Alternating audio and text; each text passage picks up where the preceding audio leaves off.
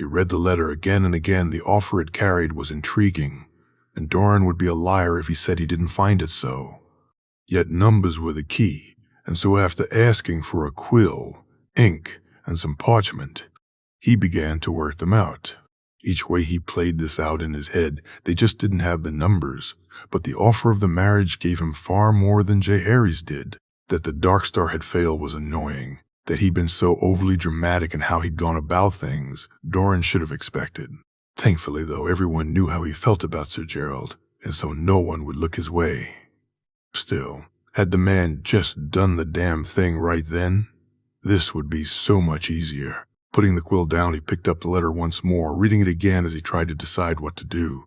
Prince Doran, I write to you with news that I hope will lift the weight that you've been carrying ever since the events in the Red Keep during the rebellion. The truth of that day, my prince, is one that I've needed to keep secret for reasons you'll soon understand. Your sister Princess Elia was a brave and strong woman, and she knew the dangers she faced, that her children faced. She tried to save them both, but Rhaenys was too well known to all in the Red Keep, and Aegon, being just a babe, was far easier to switch. So with the help of Lord Varys, a decision was made. If she couldn't get both her children out, then she'd ensure she got her son to safety. She'd ensure that one day he could rise, and if need be, avenge his mother and sister, or if things played out differently, reunite with them.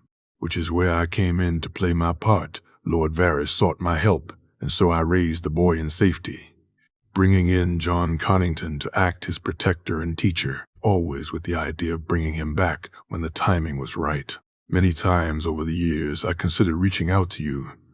My prince, Aegon, wished to see his family, and I know seeing him would have brought you comfort. But even unknown as he was, the knives kept coming for your nephew, and his protection was something I deemed to be more important than his wishes at that time. If you feel the need to blame someone for these lost years, then I ask you to blame me and not Aegon. In this, he had no choice. Each year I planned and readied myself for the right time to bring Aegon home. I enlisted the Golden Company, ingratiated myself with the fat stag, and even went so far as to offer him up Viserys so I could be close enough to strike. The time has come. My prince and I now have him where I wish. Aegon is ready to strike the final blow against the stag, and the Golden Company stands ready to strike down this pretender to his throne. It is time to bring your family together, my prince, for Aegon to reunite with his kin, and for Dornish spears to rise to see the son of Princess Elia on the throne. I am ready to do whatever it is you wish of me to see it done. But Aegon's line must continue, and to that end, I make you this offer. A crown for your daughter, my prince. Let Martell blood be united on the throne as it should be. I await your answer in hopeful eagerness. I pray it's the right one, and that it comes quickly, for Aegon marches to battle with or without his kin. I prefer it was with them, my prince, or I fear we march in vain. Illyrio Mopatis, hand to his grace. King Aegon Targaryen, the 6th of his name. He called for some wine and began to look down on the numbers once more. In the end, they were irrelevant, and it would be the dragons that decided this war. His fingers began to drum against the paper, Areo standing watching silently as always. After the servant came, he sipped the wine and found himself contemplating the way forward. What to do? What to do? He thought to himself as he looked at the numbers once more, the letter once again, before he began writing frantically, the letters and the raven scroll carrying his orders to where they were needed. He had serious doubts over the boy's legitimacy. Elia would never have sent only one of her children to safety, no matter what the letter may suggest.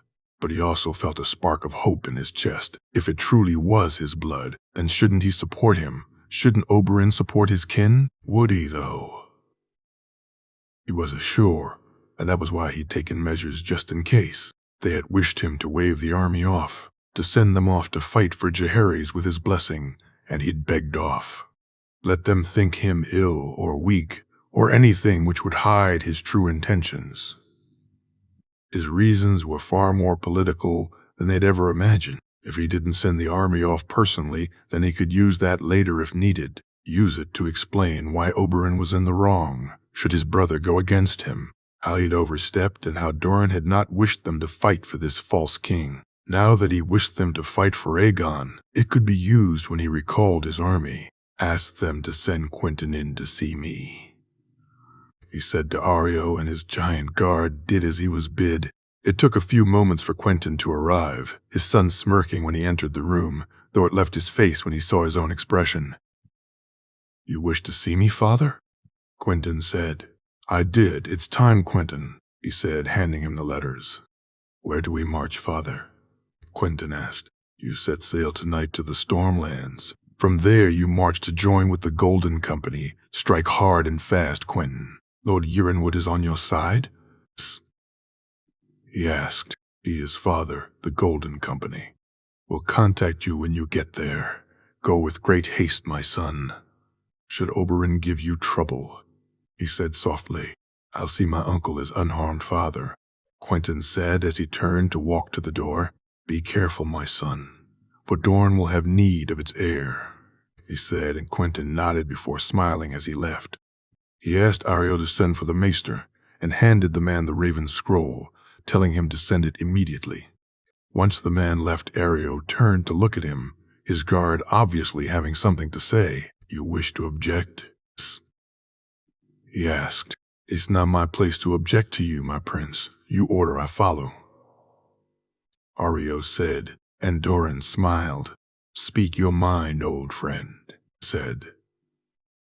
He said, Arianne, Ilaria, should they hear of this? Then they'll try and have me taken prisoner.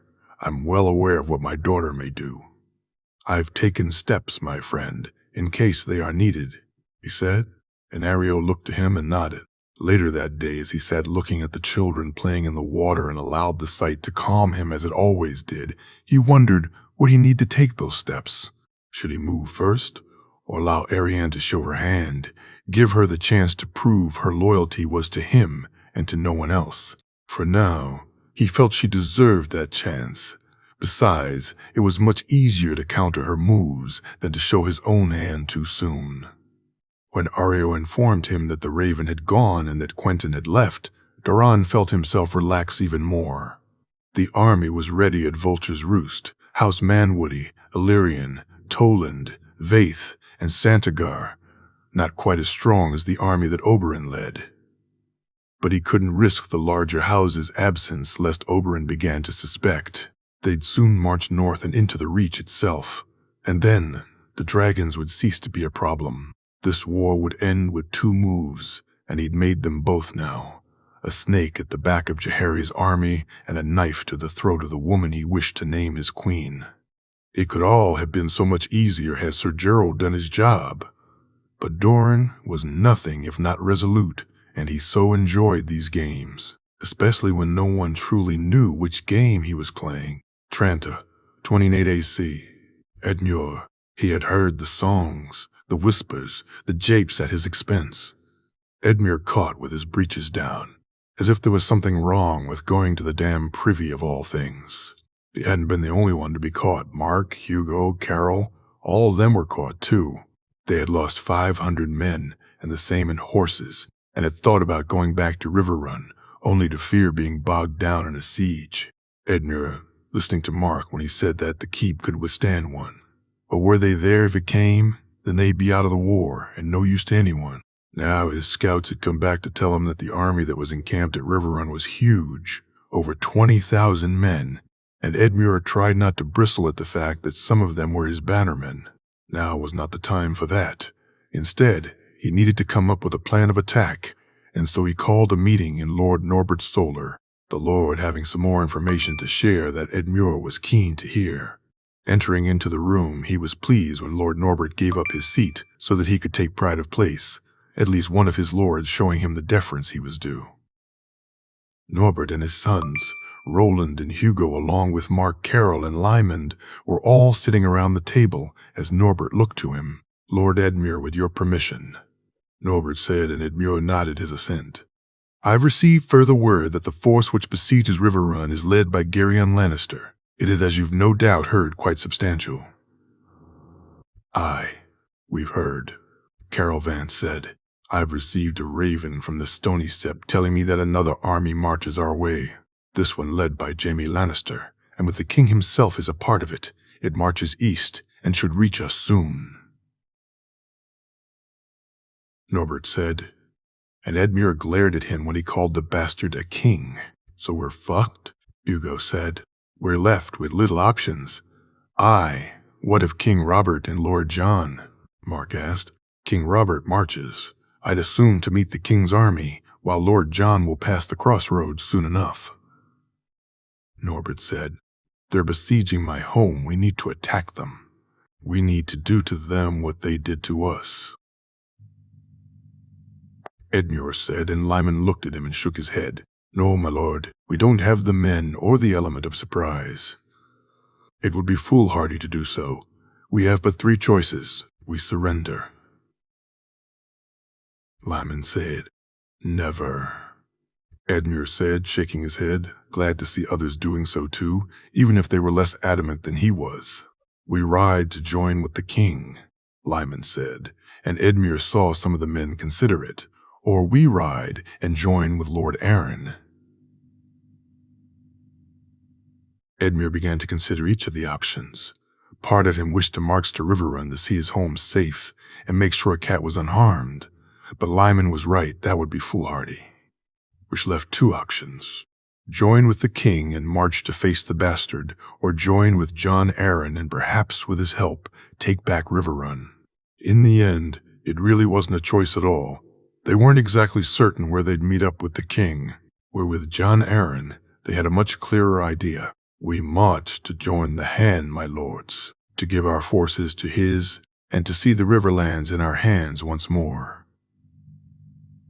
Once more, Edmure said, and saw much firmer nods this time. They rested up and ate well that night, Edmure feeling he'd made the right decision, truly the only decision he could make. As he drank more and more, though he grew ever more annoyed, the idea of facing the bastard one, he tried not to let prey on his mind.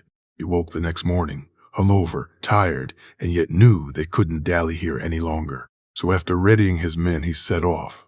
There were now only a little over 5,000 of them, a pitiful force, but allied to the Vale, they'd soon swell those numbers. They set off, and soon arrived at House Leicester, adding another 300 to their forces.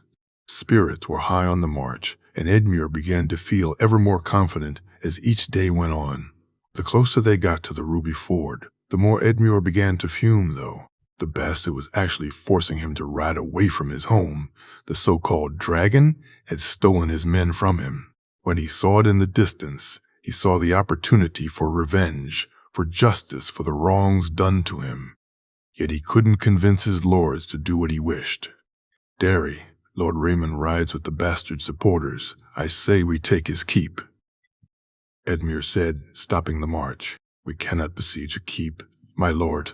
We don't have the equipment, Mark said, looking at him. We have the men, Mark. We can take it with our men, He said, no, my lord, we cannot. We must ride to Lord John, otherwise we are wasting our time out here, Carol said. We take the keep, he said loudly. You do this then. I take my men and ride back to my own home, my lord. My lord, I'll not be a part of this folly, Lyman said. Lyman has the right of it, my lord. I'll not besiege a keep. So you do this. Then you do so without House Vance, Carol said. House Piper too, my lord, Mark said, and it was like an arrow to his heart to hear his friends, men he'd drank and whored with, men he'd known his whole life, basically suggest they'd abandon him. Perhaps Lord Joan has siege equipment, my lord, Hugo said. Aye, perhaps. Forgive me, good sirs.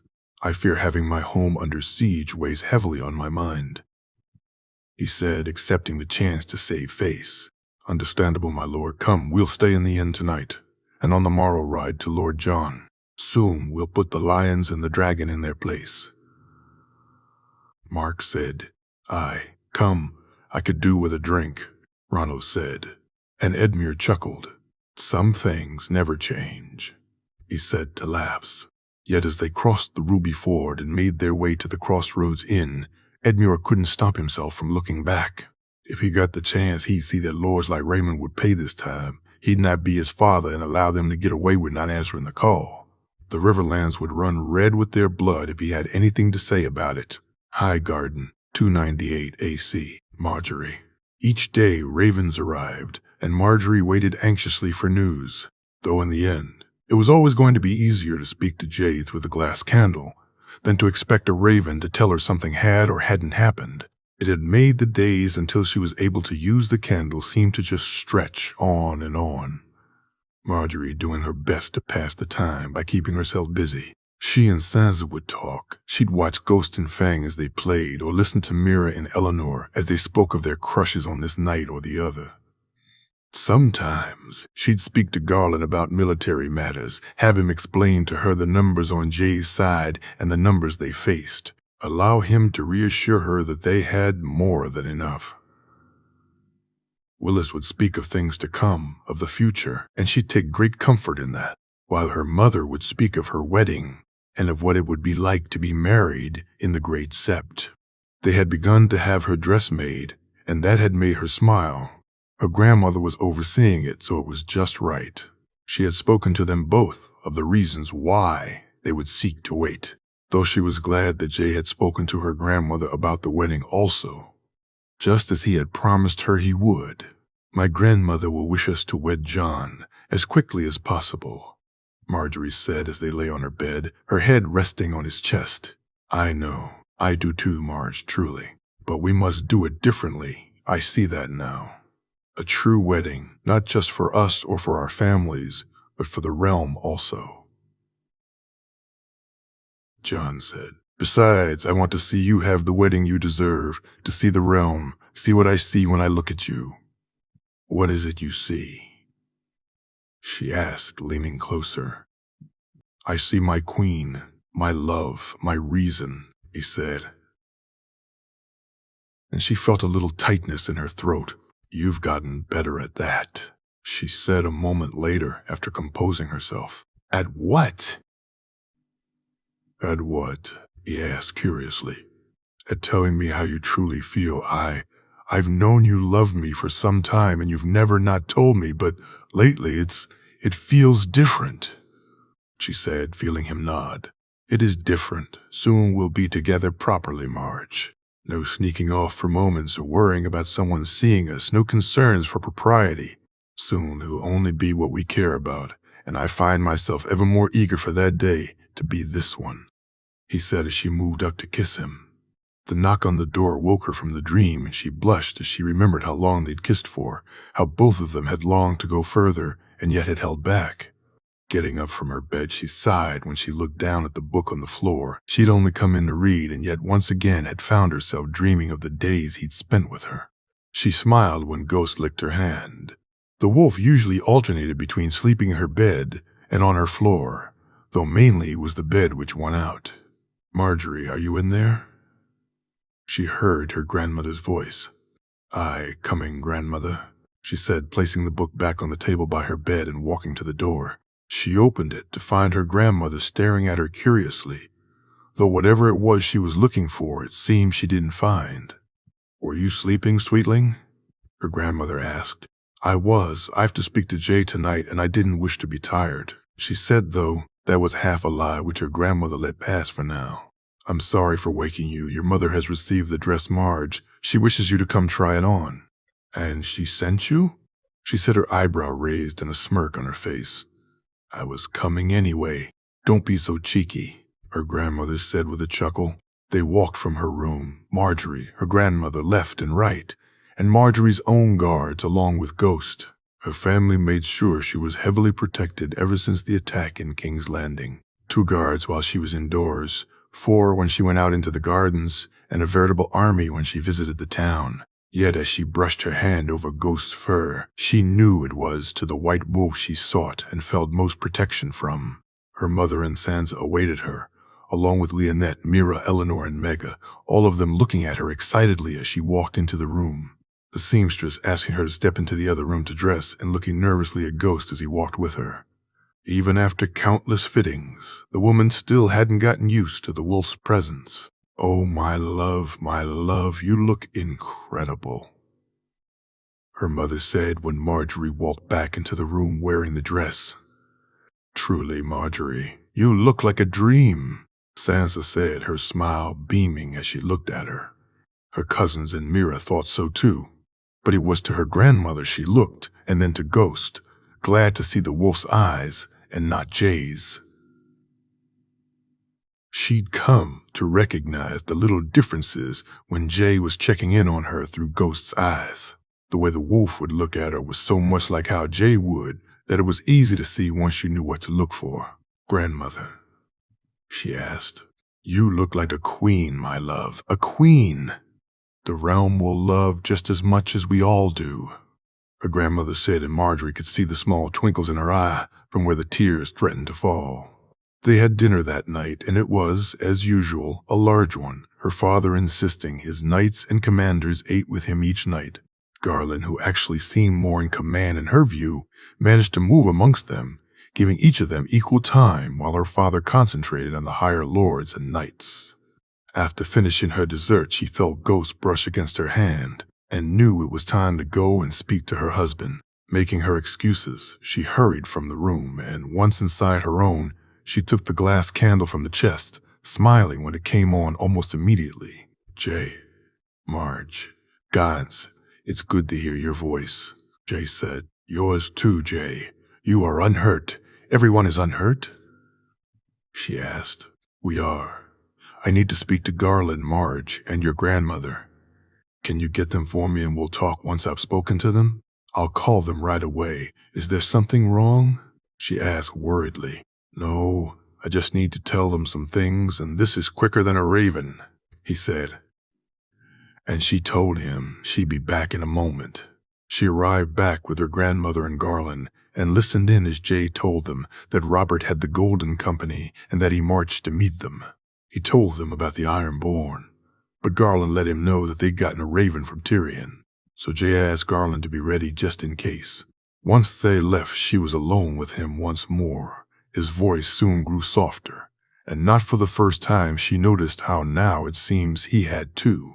"Sorry?" he asked. "You speak with two voices now, Jay. Your king's voice and the other one," she said, giggling. "The other one?" he asked. "Just John's," she said, and heard him laugh. "Well, I do remember a certain lady from the Reach telling me that's who I was, so perhaps it'll please my lady wife if I tell her that just John only speaks that way to her," Jay said, as she felt her smile perk up and knew if she looked at herself in the looking glass, it would be as lopsided as ever. "The Golden Company, Jay? You didn't expect them?" she asked. "No, but I expected an army, Marge. I had thought it would be the Stormlords, but no matter who it is, we have the men. Lord Tarley marches to join with us, and Lord Jaime has a considerable force. We outnumber them, and Rhaenys will play her part. I thought you didn't wish to use her. I knew I'd always have to. It's just how to use her. But enough talk of war. I will be safe and high in the sky, my love, and I'd prefer to speak to my wife on other things far more pleasant," said.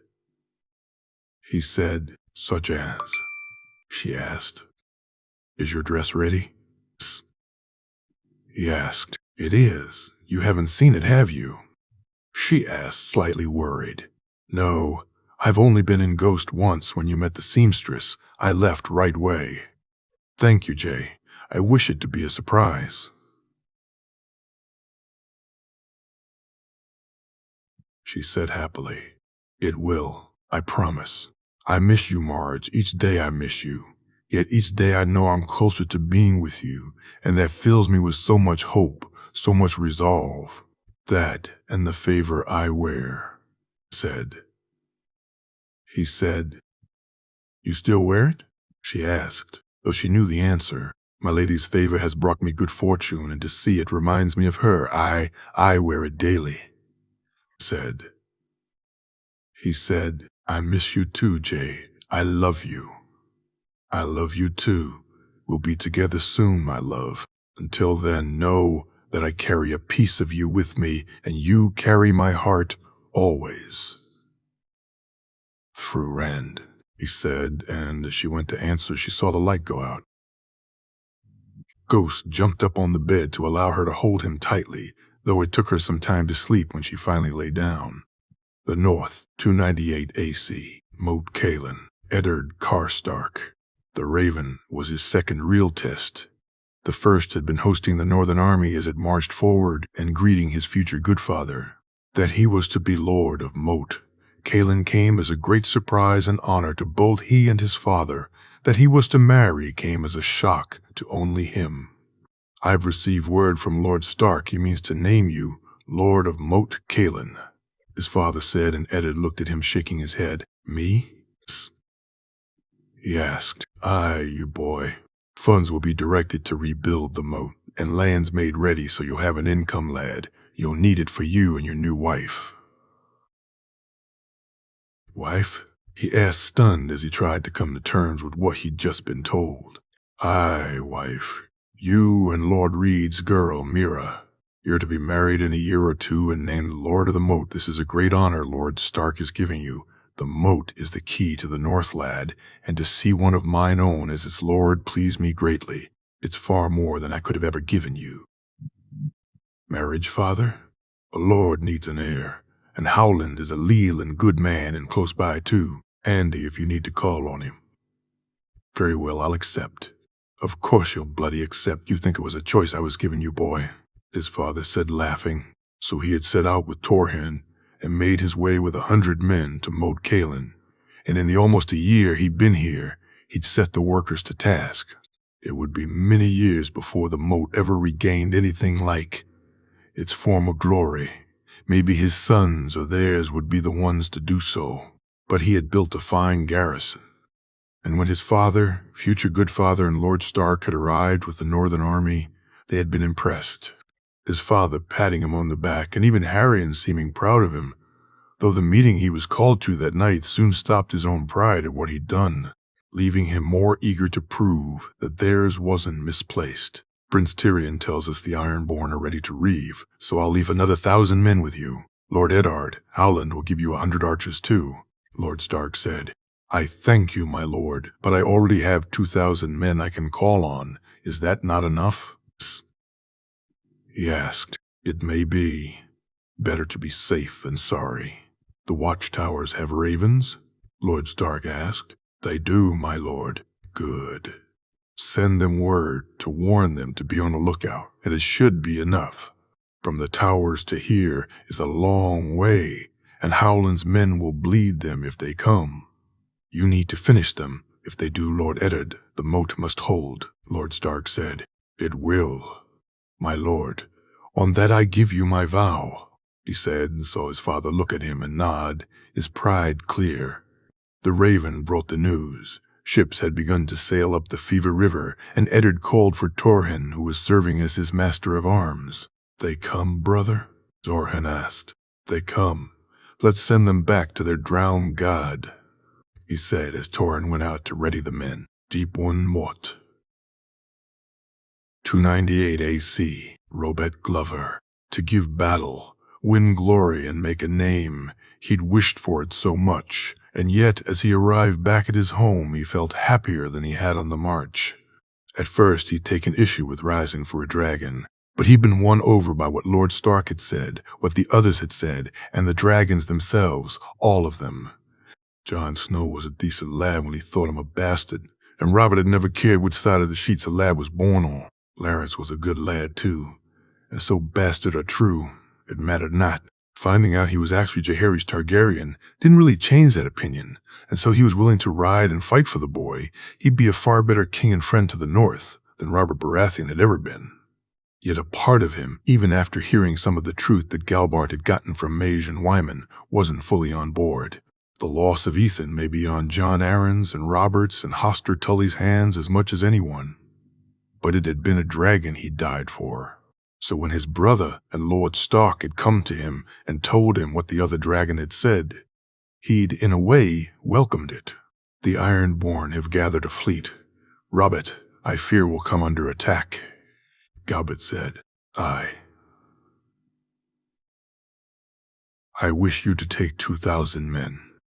Robert, some of your own, some of mine and others. Take them and make sure Deepwood Moat is protected. Help out Lady Alysanne as she calls."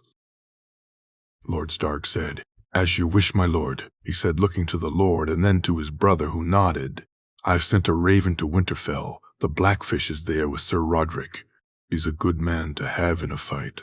Robert, call for him if you need and he'll come." Lord Stark said, "I will, my lord," he said, and then looked to Gable Bart when Ned Stark walked away. "Protect our home brother. See the fucking squids pay a heavy price should they come." Galbart said, embracing him and patting him on the back. "Be safe, brother. Deepwood Moat will await your return, and the squids will feel the strength of my fist should they dare try to take our home from us," he said, placing his fist over his heart as Galbart did the same. Arriving home, he was welcomed by Sybil with surprise, and by Gawain with joy. Taking the time to go and see his babe, and finding Irina asleep in her crib. After telling his wife the reason for his return, he set to make sure the defenses were set. They had more than enough men, and so he began to look for weak spots. Once he was certain he'd sorted any out, he set up watches and waited. If the ships came, they'd not find him lax. He was ready for them, and the North would remember the day the Ironborn fell at Deepwood Moat, Winterfell, 298 AC. The Blackfish. After a few days of almost apathy, he had begun to feel like himself once more. He'd stand by Bran when he heard petitions, offer advice when called for, or an ear when needed. In the mornings and evenings he'd spar with his great-nephew, and at other times with some of the other men of Winterfell. He'd been left a decent garrison, and along with Sir Roderick, he put them through their paces. Yet it was when the Raven came that he felt truly alive. The idea of a fight against Ironborn scum, something he could get his teeth into, and he found he needed it, needed to fight and kill men who deserved it. The war was not something he could take part in. His war was here, and while he wished no one on his side would need to die, he knew if it came, he was ready to. That he had Sir Roderick to guard the keep and keep Bran safe helped a lot, as did the men when they arrived. 500 with another 500 sent to Torrhen Square and the Stony Shore. They had men aplenty should they be needed. Sir Roderick suggested, and he agreed, that half these men should go to Wintertown, and that while they were there should raise half as many again just in case the town came under attack. It's too big a target for the Ironborn to attack, but attack it they may. Best it be ready, nephew, he said. And Bran nodded. Sir Roderick, see that it's done. Bran said, and Brendan nodded at him. I will, my lord, Roderick said before leaving. Did I do all right, uncle? Bran asked nervously once the other knight had left. You did fine, Bran. Come let me show you how to prepare in case you're besieged, the Blackfish said. He took him around the walls of the keep, showing him where to post guards and why, before taking him to the stores to show him what he needed to ensure they had enough of. Truthfully, there had not been much for him to do to ready the keep. Ned kept a firm hand on his men and stores. Sir Roderick was more than capable, and Lady Elle managed the day-to-day running of the household. When Bran wasn't with him or seeing to his duties, he spent most of his time in the lady's company, and despite himself, Brendan had found he liked the woman. Perhaps had Cat not played such a large role in her situation herself, or if Ned had set her aside simply on his own, back then things would be different. Or maybe had Elle being a different sort of person, he'd have thought less of her, but the woman never lorded it over him. She allowed Bran to act as he should, and to him, she was courteous and respectful whenever they spoke. You intend to ride out if needed, Sir Brendan? Elle asked after Bran had gone to bed that night. I do, my lady. Sir Roderick will command the garrison here, and I'll ride with 1,000 men to wherever needs our help. You think they'll come? She asked. I do, my lady, but they'll be broken against the walls of Winterfell, should they ever make it that far, and I'll ride them down long before then, he said as he noticed her rubbing her hand on her stomach. I'm glad you're here, sir, she said as she nodded to him and got up to leave. The news came a few days later. Multiple attacks and a large-scale invasion was underway, and Brendan readied his men to ride out.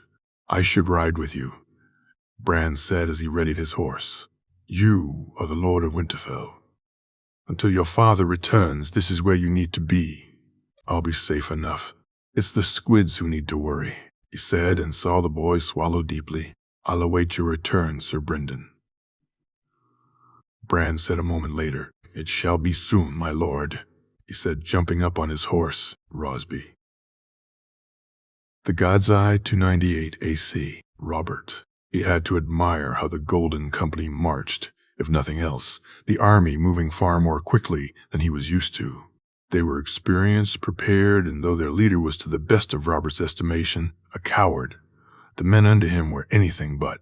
He found listening to some of their tales to be enlightening. Contracts they had taken, battles they fought, Dothraki on an open field, unsullied, gods. The stories alone got his blood flowing in a good way, which was more than could be said about some of the company. Most of them were men. He found something in common with men who hated the dragons as much as he did, though only because they supported a different dragon. Those men, though, he could get used to and enjoyed eating with. The one he was looking at now, not so much. Robert watching, as John Connington took a seat. He remembered all too well Battle of the Bells, hiding out in the brothel, and the women he had taken. That part he looked back fondly at. But the man he eyed now had killed men he'd called friends. He would have, if he'd had the chance, seen him dead, and his love for the Dragon Prince was well known. When he'd seen him first, it had almost led to a fistfight. Harry Strickland, Sir Franklin Flowers, and Illyrio himself stopping him from giving in to his temper. What's he doing here? He shouted angrily. Your Grace? Harry Strickland asked. Him, the fucking griffin, the dragon lover, he said as Connington walked toward him. John is a captain in the company, Your Grace. A much valued member of the company. Harry said. He's a fucking traitor, a fucking dragon spawn supporter, he said as John Connington stood in front of him. Those were good men you killed, Griffin. Denise Arryn was a friend of mine, as Sir Miles was one of mine, Your Grace. War leads to strange bedfellows. Yesterday's enemies become today's friends. You're no friend of mine, Griffin. Dragon lover. Robert spat. A different dragon. A different day. I serve the company now, and the company serves you, Your Grace, John Connington said. Yet something about his voice was off. Robert moved towards him only for Sir Franklin to step beside the griffin. Illyrio moving far more quickly than he usually did, coming to stand beside him. Your Grace, the company's men are theirs to deal with. Should you continue this, then their contract with me becomes null and void. Very well. Get him from my sight. Let that be the service he does for me, Robert said, storming away, not seeing the masked, silver-haired boy glare at him or Illyrio, looked to John Connington and nod. As they readied to ride past Rosby, the riders rushed out from the keep, Lord Giles leading them himself, and Robert wondered what was so urgent. It didn't take him long to find out, and so they camped at Rosby for the night, Robert taking over the Lord Solar and asking for a map. How Stannis had managed to be defeated was beyond him, yet it wasn't that which concentrated his mind. Instead, it was the other news, the Raven from Lumos telling him that the Western Army marched under the Dragon Spawn and the Kingslayer, marched past the Stony Sept, and headed his way. He looked down at the map and saw the God's Eye and began to smile. He'd killed one fucking dragon spawn by a river. This one he'd take pleasure in drowning in the lake. Calling for Illyrio, Harry Strickland, and the other captains of the Golden Company, he kept the news of Stannis' defeat to himself, telling them instead that they had the chance to end this if they marched quickly.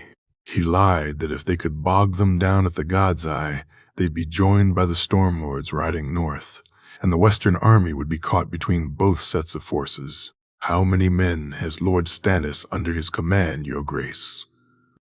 Harry Strickland asked. 15,000 at least, probably more. 25,000 if he gathered all the men, He said, I had thought we'd join with Lord John, Illyrio said. Aye, but this is too good a chance, Illyrio. We can end this here, without the dragon. They're done, and he'll come to face me. he said, and Illyrio nodded. They marched hard, and Robert felt himself grow, ever more eager. He had but one chance to win this war now, and in a way he felt as if he was back in time 6 and 10 years earlier. Just like then, he was marching to war outnumbered and yet not outmatched. He cursed not having Ned with him, not having Jon by his side. But he'd killed one dragon and won a war once. He'd do so to another, he thought as they marched. Each morning and each evening before he retired, he spent it sparring in the yard. He'd still not been able to swing his hammer, but he felt fitter and stronger than he had been in years. The meals he had were simply for food and not for comfort. The wine basically all but cut out. He was sleeping better, even shitting better than he had for longer than he could care to remember. Even with the Golden Company, with the Knights of the Vale, and should the Ironborn prove themselves useful, Robert knew they couldn't compete with the numbers. If it came down to one big battle, they'd lose, and he'd resolved himself to that, as long as he could see those who'd betrayed him dead. Ned, the Kingslayer, the Roses, and especially the Dragonspawn. As long as he fell, then he'd go to his own grave, happy. But he'd almost feared he'd not get the chance to face the boy. They'll not split their forces, Robert. They'll know better than that. We must keep them from uniting, use the distances between them against them.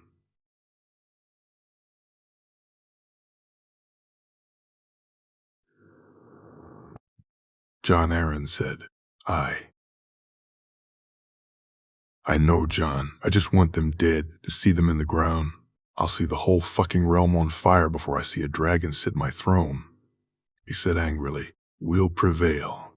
Robert, if we stick to our plans, we'll prevail. Our men fight for us, for a true king. Theirs fight for glory and position. Jon Arryn said. Each night, though he had wondered if that was true, Jon seeming to think the Dragonspawn was a puppet king, Robert was not so sure. The boy seemed smarter than that, better than that. A voice in his head called out, but he shook it away. It was his betrayal he felt even keener than Ned's, a part of him almost admiring his friend for what he'd done, for not being able to see Lyanna's boy dead. The larger part of him was angry and upset. He should have been his, theirs. He should have been their son. Each day he'd seen him, he'd thought so, thought how proud he'd have been if that had been his boy, his heir, to see him rise, to knight him by his own hand, and watch him put the very best in their place. It had been a dream, and it had turned into a nightmare. You stole him from me, just like you stole her from me, you stole my son. He shouted in the tent, his sleep having been disturbed, and he waved the guards away when they came in. They crossed the God's Eye River, and he saw them in the distance, the golden lion flying next to the three-headed dragon. After setting up their position, he sent word for the parley, Illyrio saying that he wished to stay behind, and so he let him. Instead, Robert rode out with Harry Strickland, with Sir Balman Birch, Sir Laswell Peake, and to his annoyance with John Connington. Looking to the hill, he saw the horses ride towards them, hearing the gasp and glad it came from John Connington and not him. He recognized the golden armor of the Kingslayer and the white cloaks that rode behind the figure who had caused the griffin to gasp. The boy's armor almost mirrored his father's, and Robert felt his rage begin to rise at that. Yet he found he couldn't stop looking at it either. The armor glistened in the light, and Robert found himself mesmerized for a moment. It was an exquisite set of pitch-black plate and mail reminiscent of the style of the ancient Valyrian warlords, the paintings of whom he had removed from the Red Keep. Upon the breastplate and set in glittering rubies, the three-headed dragon stood out, and it made his own armor look poor in comparison. That he wore no helm also had been what had caught his eye, his hair flowing and apart from the color, looking so much like his father's that briefly Robert was in another place at another time. But it was the crown he wore on his head which soon made him stare, that and the sword at his hip. Something that both he and John Connington were both looking at with interest. As they drew ever closer, he heard another gasp, and this one had indeed come from him, the four white-cloaked men now very familiar to him. The fat flower's son that had been so close to the boy, the giant he'd tried to take for his own, and Barristan the Bold. Those three alone would have been enough to draw attention. Yet it was the last man with the milky white blade on his back that had drawn his gasp and made John Connington speak his name aloud. Sir Arthur Dane, the Sword of the Morning, John Connington said, as the horses stopped and both sets of men stared at each other. The Trident 298 AC, Ned. It had taken them some time to march, and when he saw it in front of him, he shuddered. Of all the places he had imagined this fight may go down, this was not one of them. The Trident held many memories for him, none of them good. Over the years, he'd wondered about that day, thought about what could have happened had he known the truth. Would he have been able to change things, to reach out and parley with the man he now knew had been his good brother? Had the die already been cast, or could things have happened differently? Would Robert have fought if the North hadn't? Would Jon Arryn have fought? If they had then, would he have fought them? He tried not to let his mind go to such places, and yet it was impossible not to. The world could have been a different place. Had they stopped it, then had Rhaegar lived? Would Lyanna have lived also? Would his nephew have grown up with his mother and father, with his sister and brother, if men had not conspired to see the dragons fall? Anger was something that he felt rarely. True, he'd get annoyed and he could lose his temper occasionally, but true anger. He could count on one hand the number of times he'd felt it, hearing of his father and brother's deaths. At the tower, when Lyanna told him the truth, when he'd learned what the maesters had done, and when he learned what Cat had tried to do. Now, though he felt it race through his veins, his blood rising, and he looked to see Lya staring at him, her calmness allowing his anger to recede, allowing it to simmer rather than to boil. "Thank you, girl," he said as he stroked her fur. He was still stroking her when Mage, Howland, and the Greatjon came his way. The Outriders had returned with the news that the Knights of the Vale marched toward them. "We should offer them the king's terms, at least. Any news on Prince Tyrion?" he asked, and Magi shook her head. "We may need to do this on our own, Ned," Mage said. "Then we do it on our own, Mage. Fuck the Knights of the Vale," the Greatjon said. "Prince Tyrion will be here. He, his army, and his dragon will be here on the morrow," Howland said, and Ned didn't even bother to question him, knowing that Howland knew best. "Send riders to arrange the parley." "We're set up here?" Ned asked. "We are. Rickard and Galbart are seeing to it with Roos's lad," Mage said. "Seems a good lad," he said to Nods. "Aye, better than his father at any rate," Mage said. "Any word on Roos?" he asked the Greatjon. "It doesn't look good, Ned. He's been leeched so much that he can barely move. Whatever it is that's in him will end him, I fear." "Howland?" he asked. "Nothing I can do for him, Ned, nor would I wish to," Howland said, and Ned looked at him when he walked away. The sickness had come out of nowhere. Not long after passing Moat Cailin, Roos had fallen from his horse. It had caused some panic until Howland explained that it was nothing to do with mosquitoes in the neck, as some had suggested. Still, until they'd entered the Riverlands, men had worried they'd be next. Ned had gone to the man and spoken. He'd had words with his son, and despite things had found the idea of Lord Demeric to be one he could live with quite comfortably. They were eating lunch when word came back, and Ned readied his men to ride out and treat with his former foster father and with men he'd once called friends. He, Lords Jorah Howland, Galbart, and the Greatjon, Sir Wylis and Sir Wendell, Rickard, Maega, Medger, and Sir Demeric, acting in his father's stead, made up the northern party. He saw them on the hill above them, and they rode up and were soon face to face with men they may soon be fighting against. Jon Arryn, Jan Royce, Lords Belmore, Corbray, Egan, and Hunter, along with Sir Simon Templeton, men he had known for almost half his life and had broken bread with in each of their halls. He saw them stiffen when he dismounted, and Lya walked by his side, Ned watching them as they did likewise. And soon they were standing face to face, Jon Arryn looking him in the eye. "I'm sorely disappointed to see you here, Ned. Sorely disappointed to see you abandon honor so," Jon Arryn said. "Me," he snorted. You think I've not seen that raven you sent out, naming me a man without honor? A man who slept with whores. I think you've mistaken me for your other foster son, John. He said to laughs. You rise against the king, Lord Stark, seek to put a bastard on his throne. Jon said, Do I, Jon? Some kings don't deserve the crown they wear, not after the lies they and men that serve them spread, nor do they after the crimes they participated in, to murder a boy with your own hands, to sow in front of his mother, to kill every member of a household, and to do so without trial. Is this the honor you taught him, Jon? Is this what the Vale has come to? Even here in front of men who once called you friend, you lie, Ned. Is there no depth you won't sink to? Jon Arryn said, shaking his head, When I've been the one lied to all his life, I'll not take rebuke from the man who told the gravest lie of them all. How long did you know, Jon? You and Robert, how long did you know of Lyanna and the letter she wrote? Why did you keep it from me? He said, his anger rising.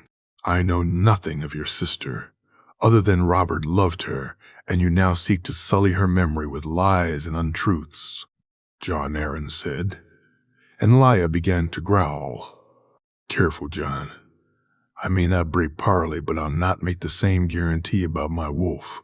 You lied to me, Jon. To me, the man you once called your son. Knowing that, I'm sure I'm not the only one here you've lied to. He said, looking to the others. How dare you sully your betters, savage, Lord Egan said. Betters, all I see are a load of fancy fools in armor, fools who forget it wasn't the Knights of the Vale who won the rebellion, it was the North. Or do you not remember your broken army, or Robert's broken army? Do you forget when we were the only ones able to march on to King's Landing? Whoa, Mage said. Had the truth not been kept from us then, it would have been a march to crown the rightful king, and not to place a usurper on his throne. Jorah said, something that we've managed to rectify all these years later. The Great Jon said, laughing, even your lords are spouting the same lies now, Ned. The boy is a bastard. Your bastard. Are you so desperate for the throne that you'd use her name to claim it? Jon Arryn said, Don't mention my sister in my presence again, Jon, lest we find out just how far you can fly. Tell these men the truth for once in your life. Let's walk from here as friends, and I'll seek my nephew's forgiveness and give you mine own. Keep your head and those of your men. Jon, stop the lies.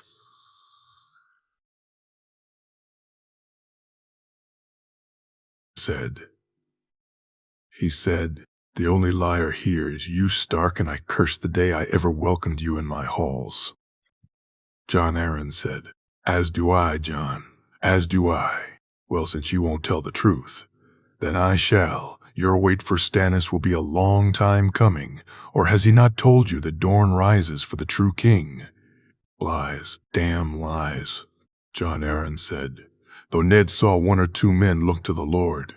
My king offers you but one chance. Bend the knee and he'll forgive you rising. He'll accept your claims and seek no retribution. Do not, and when we win this war, and we will, then you'll face a dragon's wrath. He said, looking to the men, I spit on your terms, Ned, and offer you mine own. Give up this folly and I'll let your son keep Winterfell. Your lords can return north, and will seek no further respite. You can take the Black and join your brother, and your nephew will lose his head. Jon Arryn said. The laughs rang out then, the northern lords almost doubling over, and Lya's growls were the only thing louder. Your line ends with you, Jon, just like Robert's. Your child is not yours. House Arryn dies tomorrow, and just so you know, I'll take the greatest of pleasure in it. Listen, Jon, Ned said as everyone quietened down and Lya began to howl. The quiet wolf is quiet no more, and wolves are far better hunters than falcons. They mounted up and rode away, and Ned for once felt ready for war, eager for the battle to come. He had given him the chance to come clean, and the man had shown who he truly was. As high as honor were words, and they meant nothing. Chivalry and being a faithful man meant nothing. Liars deserved all they got, and this liar had cost him far too much. Winter was coming for John Aaron, and as he rode, he felt his lip curl into a snarl, and when he looked down at Leia, she seemed eager to feast. Bravos 298 AC, House of Black and White. The kindly man. The man had waited a number of days for an audience, and they kept him waiting on purpose. The kindly man spending his time speaking to his god and asking what his plans were, yet finding no answers for quite some time. After half a week he gave up and allowed the man to enter, enjoying the nervous way he looked around the hall. The other petitioners were either speaking to priests, praying to the gods, or sitting and praying by the pool. "My master sent me to speak to you," Ophidah said. "And what does Magister Illyrio require of the many-faced god?" he asked, seeing the man's shock that he knew who he served. These pitiful men, not knowing the truth of the world they lived in, always amusing him. A death. Who does he wish the gift given to? He asked and watched as the man nervously handed him the note. He opened it and looked it over, and was unsurprised to see the Magister had told the full truth of the man he wished dead.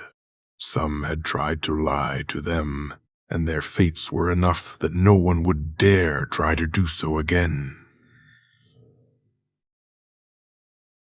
To save coin and pretend that they or the life they sought ended were inconsequential was such a foolish thing.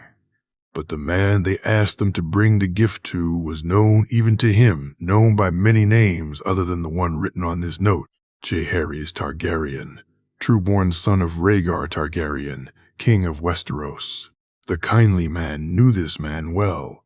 The White Wolf, the Winter Dragon, the prince that was promised, even the many-faced god had an interest in Jon Snow.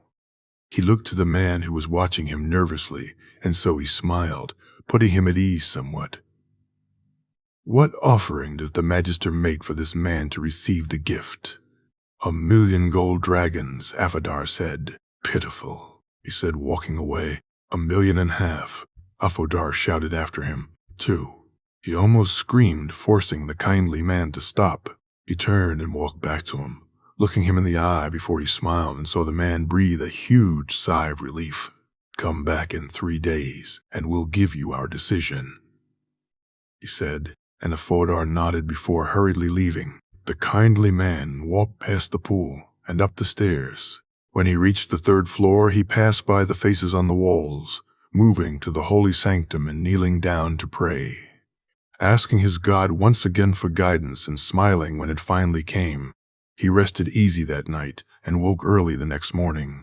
He watched on as the waif continued her training and as the servants cleaned the floors and readied the house for the day ahead. Later that day he met with some of his fellow priests and watched as men and women were sent on their way, some to journey far and wide to deliver their god's gift, and some to go no further than a few streets away. They met and discussed their work and their god, the kindly man, listening as some of their most sensitive secrets were discussed, smiling when he heard tale of Jaqen and where he was sent, laughing at the irony of the man being where he was and of what they could use him to do if they wished it so. When Afadar came back, the kindly man asked him to sit with him, both of them sitting down alone by the pool. The room was empty for once. He told the man that their god had decided the gift must be given and saw his smile before he offered him the water. The man looking at him strangely before he reached into the pool and took a cup for himself and drank it down, and Afadar did likewise. Death holds no sweetness in this house. We are not warriors, nor soldiers, nor swaggering bravos puffed up with pride. We do not kill to serve some lord, to fatten our purses, to stroke our vanity. We never give the gift to please ourselves, nor do we choose the ones we kill. We are but servants of the god of many faces, and today he's decided is to be your last," he said as Afadar fell to the floor, the kindly man looking on as the man was carried to the room to be prepared. He called for the waif and handed her the face, telling her to leave immediately. The many-faced god had work for her to do, and a name for her to offer to him. "I'll see it done," he said. "See that you do." he said as he walked away and left her alone. The White Wolf had nothing to fear from the many-faced god, for even death feared the cold winds that blew, and without Jon Snow, there would be no further offerings made, and no one left to make them. River Run 298 AC, Jerian. It took them far longer to actually set up than he had hoped, and so it was mid-afternoon rather than noon when they began to move against the walls. The siege towers were moved just outside of the archers' range. The trebuchets fired small rocks against the walls of River Run, enough to let them know they were there, but not enough to do any serious damage. Using portable wind wheels, Jerian set up some of the crossbows he used at Castamere. These ones adapted to fire a different type of bolt. His men looking on amazed both at the distance and accuracy as they aimed them at the soldiers on the highest walls, forcing them back into cover after more than a few hit home. From all three sides of River Run, they attacked without fully attacking, using long-ranged attacks and moving siege towers close, but not close enough. The mummery needing to be enough for the Watchers to keep their eyes on them, and them alone. When night fell, they put guards on the towers, just in case there were brave souls inside the keep who'd risk riding out. Gerion calling for his lords and for Cregan, the boy arriving first, and Gerion glad to see him looking unperturbed by the siege going on around him. "You sure you wish to do this?" he asked. "I do, Dusk does," he said. And Gerion nodded, sending guards with him and waiting for the lords to come to him. When they were there, he told them of his plan and asked for volunteers, Roland and Adam doing so immediately, along with two of Tytos' lads and Raymond. In the end, he ended up getting the numbers he wished and asked Raymond to find the boats and get them ready. Dusk started to howl long before the lords left, and he chuckled as he went to sleep that night, the wolf keeping it up through the darkest hours, and he could only imagine what that may sound like to those inside the keep. The next day, it was the same again. Crossbow bolts fired, siege towers moved a little closer, the wolf howling through the night, and on it went for 3 nights straight. Finally, they were ready, and he asked Janos and Tytos to see it done. Lord Jason was left in charge of his defenses, and Gerion made his way to the boats, Cregan making him take Dusk with him, despite his arguments against it. "My mother would never forgive me if I didn't send him with you, my lord," Cregan said. "Your mother would never forgive me if you were hurt, Cregan, so for tonight I ask you to stay with Lord Jason," he said, looking at the boy and seeing him nod. "I will, my lord." "Gerion, lad, we're kin now," he said with a smile. "Gerion," Cregan said, and Gerion climbed into the boat and watched as the others moved in front of them. Their armor was light leather and some mail, no plate, as it was not conducive for swimming. The boats moved silently across the water, and Gerion heard the cheers and saw the flames in the distance. The siege towers burning just as he had ordered, and he was glad they'd used ones that were poorly suited to the task, and not the larger, better ones they possessed. As the boat reached the water gate, he was surprised to see it almost fully raised, the note from Richard saying it would be partly open to them, and they'd need to swim underneath. He looked at Dusk to see the wolf resting comfortably and thought on what Jon had said, motioning to those with him that they weren't rowing into a trap. Soon they were underneath, and he and the others quickly climbed from the boats. Their work would need to be quick, and as he looked around at the others, he saw they were ready. Almost 20 and 7 men he had with him, and one very large wolf, and they moved through the route that had been drawn out for them, soon finding themselves in the courtyard below. Above them, attention was focused on events outside the walls, and so they moved quickly to the guard and gatehouses, finding less than 10 men in each, half of whom were asleep and quickly subdued, allowing them to lower the gate and the drawbridge. They heard the shouts from above them, and so quickly grabbing a torch, Gerion waved it in the air. The crossbows began firing, and the horses rode fast toward the now open keep. He heard a sound from behind him and watched as Dusk took a man down, another soon to follow, and then the fighting truly began. "Remember, the soldiers, none of the servants. Any man who doesn't listen will lose their head this night," he said, and was glad to see so many nods.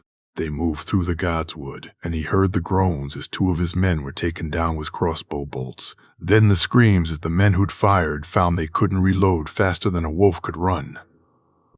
Thank the gods he's on our side. Adam japed, and even Roland laughed at that.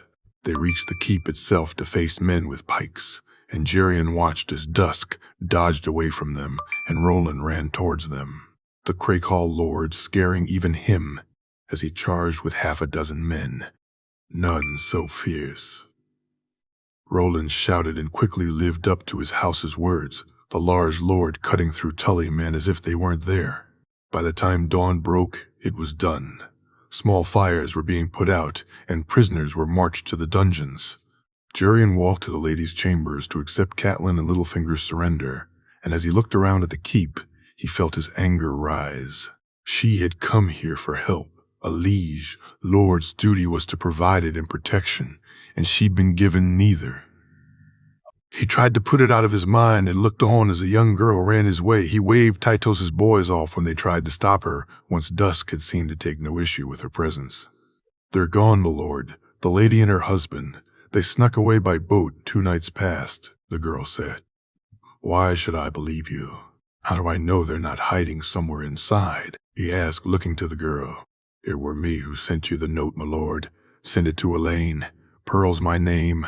I've been one of Elaine's people for some time," the girl said, and Jerian looked at her. Richard had said he had people inside. This was one of them? Obviously so. "Why didn't you send me another?" he asked almost angrily before he breathed deeply. "You couldn't. Forgive me, Pearl. Have any of the servants been harmed?" "No, my lord. What's to happen to us?" she asked worriedly.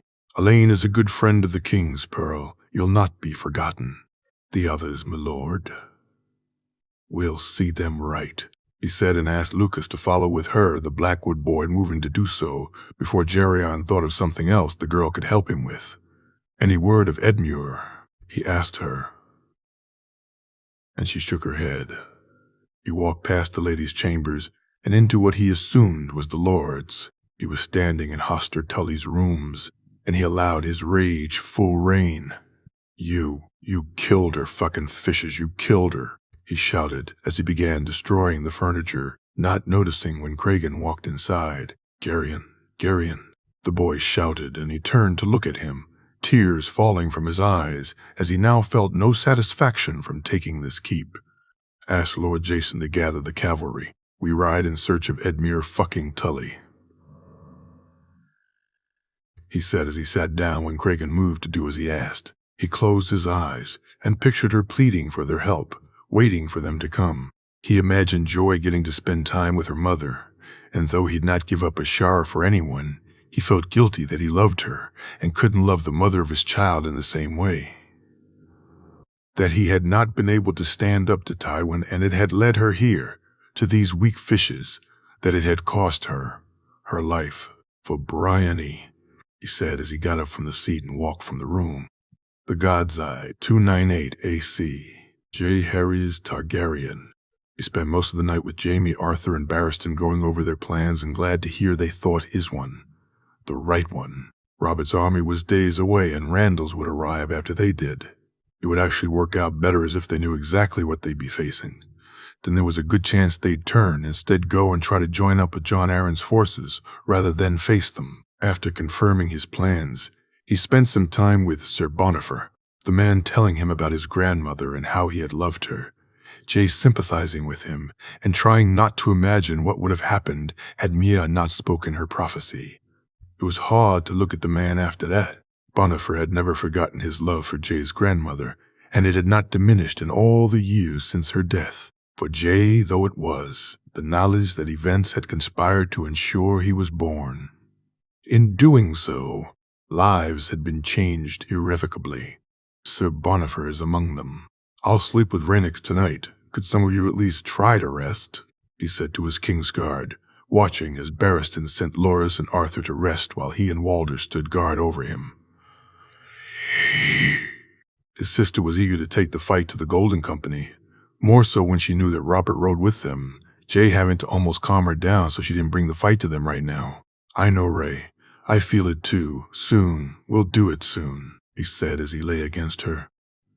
Sleep, little brother. You need your rest, she said, and he chuckled. Aye, you too, big sister, he said as he lay down against her warm scales. He slept a dreamless sleep and was glad of it on the march the next day, more so knowing that he'd speak to Marjorie that night. He rode with Jaime and Lords Brax and Banefort, listening in as Quentin told tale of the Greyjoy Rebellion, and Andros spoke of the Golden Company and the War of the Ninepenny Kings, both men giving him much to ponder on. When Richard told him what Tyrion had seen, he'd been stunned and had thought of flying to the islands and facing the fleet himself, though he knew he could not and that his place was here. He had been glad to hear that his uncles were preparing and had sent the word out. The tales of the Golden Company had him looking to Barristan for more, the knight a fountain of knowledge, and Jay most eager to learn. I know Bittersteel founded them. Sir, but didn't the Blackfire line end when you slew Malys? He asked as Tommen looked on while they sat around the campfire. Ah, your grace, Barristan said. Did he really have two heads? Tommen asked to a chuckle from the knight. He did, lad. How would you rate the Golden Company, Sir Barristan? He asked. Formidable, your grace. The knight replied. The next morning he felt lighter. Having spoken to Marjorie and just hearing her voice, knowing each day only brought him closer to being with her, even if it also brought him further away from where she was. He resolved to fly to her when this was done, to see her before they marched to King's Landing, and to ready her to join him there. He sparred with Jaime and with Arthur, a little with Barristan and then with Loras too. After breaking his fast, he sparred with Tommen, showing the boy some moves and trying his best to make the boy laugh. Though he'd taken it well, there was a sadness in him that hadn't been there before he'd found out about his mother's death. One Jay wished he could take away. So as they rode, he did his best, and the boy smiled a little more each day. Jaime telling him that Tommen was happier, that he was with him, than he had been traveling with him alone. When they finally reached the God's Eye, he knew it would be soon. The eagle he set high in the sky, seeing the Golden Company, and Robert were just a day or so away. We'll camp here. They'll arrive on the morrow, he said to Jaime, and after eating, they went over the battle plans once more. Rhaenys flew some miles behind them. His sister was annoyed at being left behind. But the time for them to see her hadn't come yet, and he wanted to ensure they were lined up before they did. He found he slept well that night, surprising himself, though the dream he had was no surprise, and once again, it was the trident he saw, the swing of the hammer, the rubies falling into the water, feeling almost close enough for him to grab them. Your Grace, it's time, Sir Barristan said, and so he readied himself. He told Tommen to help some of the others, and rode out with his Kingsguard. With Jaime, Lord Brax, and Lord Banefort, and then he saw him in the distance. Robert looked different, and it took some time for him to realize why. The man had lost weight and looked stronger, obviously. He'd been preparing for this fight. He heard Arthur and Barristan say a name and he looked closer. John Connington was a name he had heard before, and Jay was surprised to see him riding on Robert's side. Dragonspawn. Robert spat out when they faced each other. Usurper. He spat back and smirked when he saw Robert's expression change. I'll not offer you terms, Dragonspawn, Robert said, and Jay laughed. I'd not accept them from a monster such as you, a man who killed a boy in front of his mother, who ordered the deaths of countless innocents to cover for his wounded pride, a man who can never accept that women don't fall at his feet and worship the ground he walks on, he said, looking at Robert as the man grew angrier. Then why parley? A tall, thin man wearing gold said, I said I'd not accept his terms, but I'd offer you mine. Turn and go back to Essos, and I'll not follow. Leave my lands without incident, and I'll seek no retribution, but stay and fight, and you'll learn what the Golden Company has learned many times before, he said, looking to the men in gold and to John Connington, who was staring at him, his eyes almost tearful. Which is, the man asked, that beneath the gold may be bitter steel, but gold melts, steel melts, and each time you've faced a true dragon in the past, you've been burned. "Do you really think today will be any different?" he asked, looking to each of them. "You think you're a dragon. You're just as mad as the rest of your family," Robert said, laughing. "Your family too, or have you forgotten that, Kinslayer?" he said. And were it not for Arthur and Barristan towards him moving, then he was sure Robert would have attacked him. "You look like him," John Connington said softly, his words barely carrying in the wind. "My father called you a friend once. To see you ride by the side of his murderer is shameful," he said, and saw the man bow his head. "We reject your terms. Your Westerosi knights are no match for the company." Amaz said. Jay looked at him and shook his head. "You've heard your answer. Dragonspawn. When next we meet, one of us will die," Robert said, getting ready to turn and ride away. "Why wait?" he said, and Robert looked at him. "What?" "Ray, you may not care for your men, but I care for mine, so why wait? There's no need for thousands of men to die here today. Only one of us. Let's settle this the old way. You against me?" Jay asked, looking to Robert. "Ah, you do have balls, boy," Robert said. "I win. Then you men leave these lands and go back to Essos where you belong," he said. And Robert stared at him. "And when I win?" Robert asked. "The war begins and ends with me," he said, and Robert nodded. "By and boy, you'll feel my hammer soon enough." "1 hour here," Robert said as they turned to ride off. "Your Grace, Your Grace." Jaime shouted as Jay rolled back to the tents, Arthur and Barristan and the others behind him. He was no sooner in the tents than it began. Jaime, Arthur, Barristan, even Loras, all of them other than Walder, who just stood silently. "You can't risk this, Jay. You can't," Jaime said, his voice strained. "Aye, my king. Let Arthur or I stand in your place," Barristan said. "I lost your father to that man's hammer. I'll not risk you too," Arthur said, gripping Dawn. "Jay, don't do this," Loras said, his voice the quietest and yet his face, along with Jaime's, the most worried and full of emotion. "How did you think this would end? Did you think I'd allow anyone else to take this from me? That man is the reason my father died, my mother, my brother and sister, and their mother. He killed Viserys with his own damn hands. You think I'd let any of you take this from me? Do none of you know me at all? This was always how this would go. And as your king, I'll command you if need be. I ask you to trust I know what I'm doing," he said, and walked from the tent, mounting up as the others followed. When they arrived back, it was to see a larger group waiting, and Jay sent for more men just in case, only riding forward when they were evenly matched. He looked up to see Illyrio standing some distance away, to see a young masked man beside him, and to see Robert walking down towards him. Behind him, the thin man from earlier and some others, and John Connington followed. He watched as one of them helped put an antlered helm on Robert's head, as he then handed him the hammer, and Jay took off his crown and handed it to Jaime. He took the helm from him before leaning in close to whisper in his ear.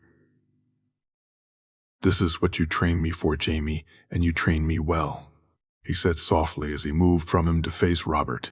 The two of them stood but a few feet apart, Jay drawing Darksister and seeing Robert's eyes behind his helm as they looked to the blade.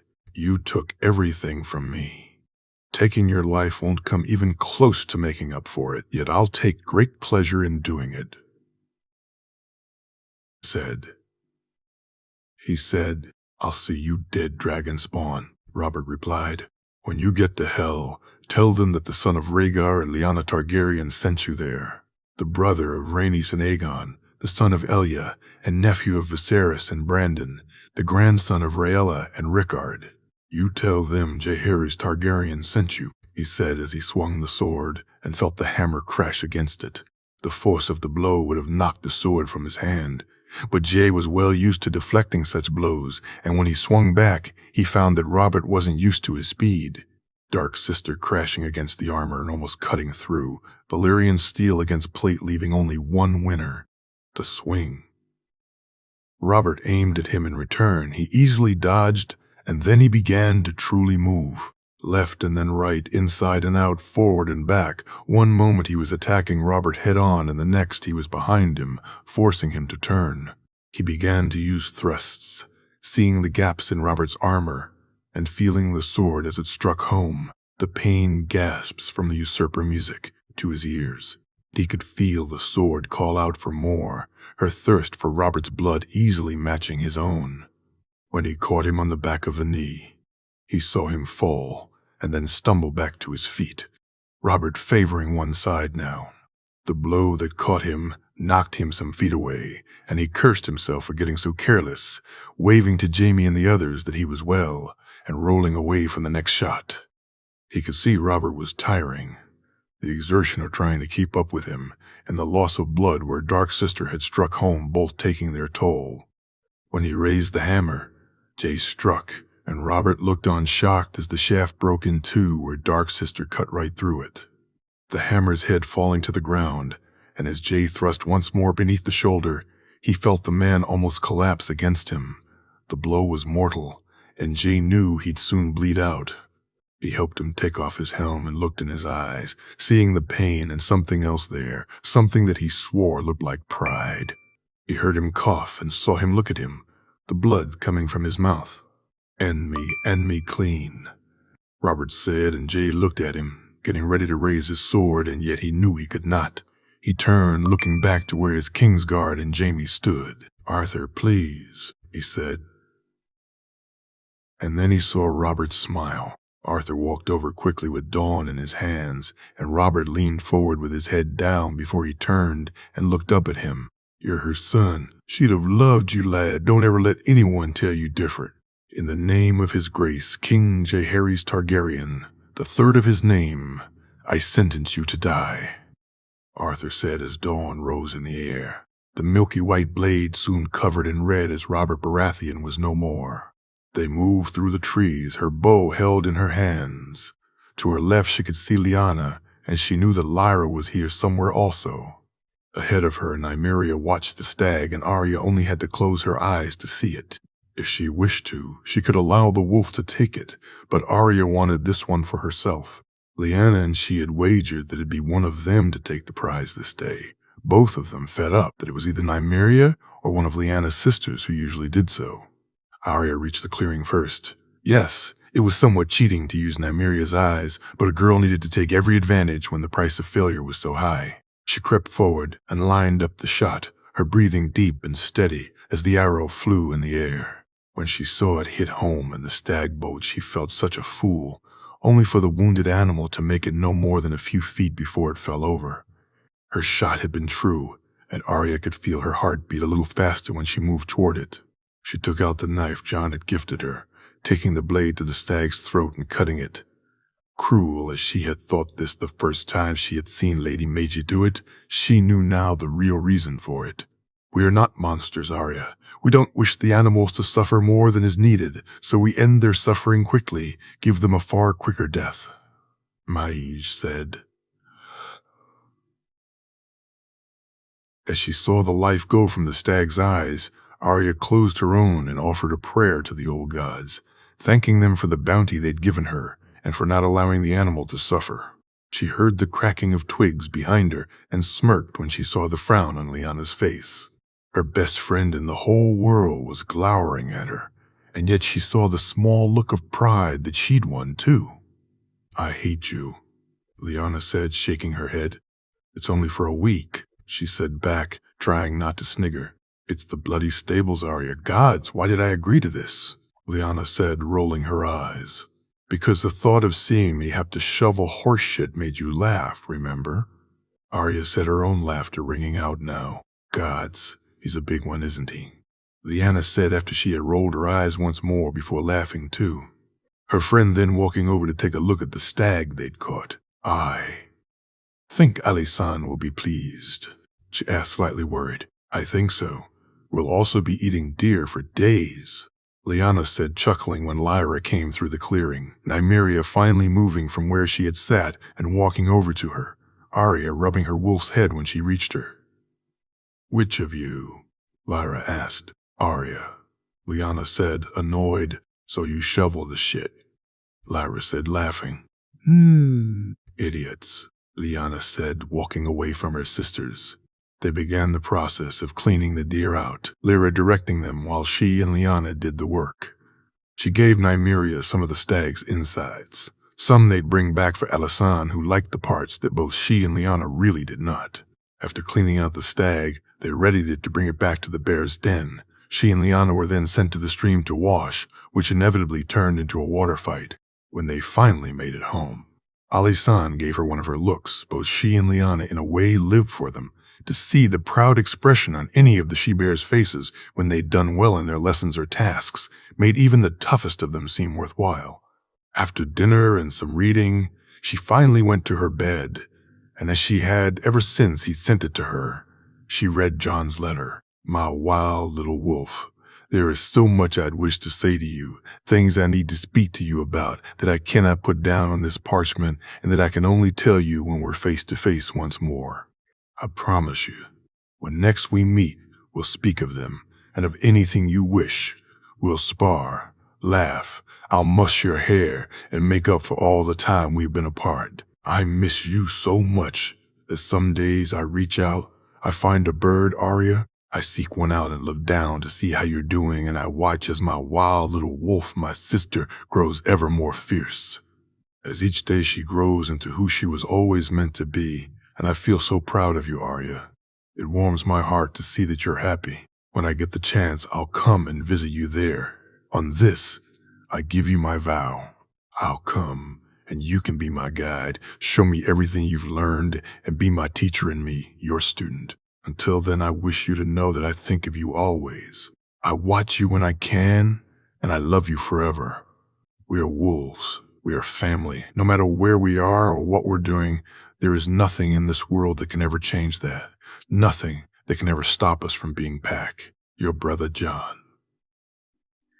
She had stopped getting teary-eyed when she read it. The first time she had, she'd almost cried in public, the words resonating deep inside her, knowing that he watched her, thought of her, and missed her. But it was the fact that it was because of John that she was here that really hit home when she had read the letter, that despite missing her, him and the rest of her family, he had wanted what was best for her and to see her grow. She woke early the next morning and broke her fast, chuckling later in the day when she saw Lyanna working in the stables, though not so much when Alysanne caught her and then doubled her own chores. They then spent most of the early part of the afternoon training and at their studies, stopping only for lunch, and then it was back to work. Arya never slacked off here, or tried to get out of her lessons. Alysanne and the rest of them knew just how to make her wish to do them, and she found she enjoyed them. We're riding to the new stores later. Mother wishes us to make our marks, Lyanna said when they finished their last lesson of the day. It's finished? She asked. Aye, race you, she said and went to set off. But Lyanna was already gone, her friend beating her to the horses. This is what I should have wagered on, Lyanna said when Arya arrived a few minutes later. Aye, stupid, she said, and ducked the slap Lyanna aimed her way. They were riding towards the stores when she felt it. Nymeria was tense and kept looking over the hills, and so Arya closed her eyes and looked through the wolves, seeing them in the distance. The ships were long and dirty looking, but it was the krakens on the sails that were all she needed to see. Arya opened her eyes, leaving Nymeria, and turned to Alysanne and the others. Ironborn, Lady Alysanne. There are Ironborn ships headed this way, she said, her voice almost panicked.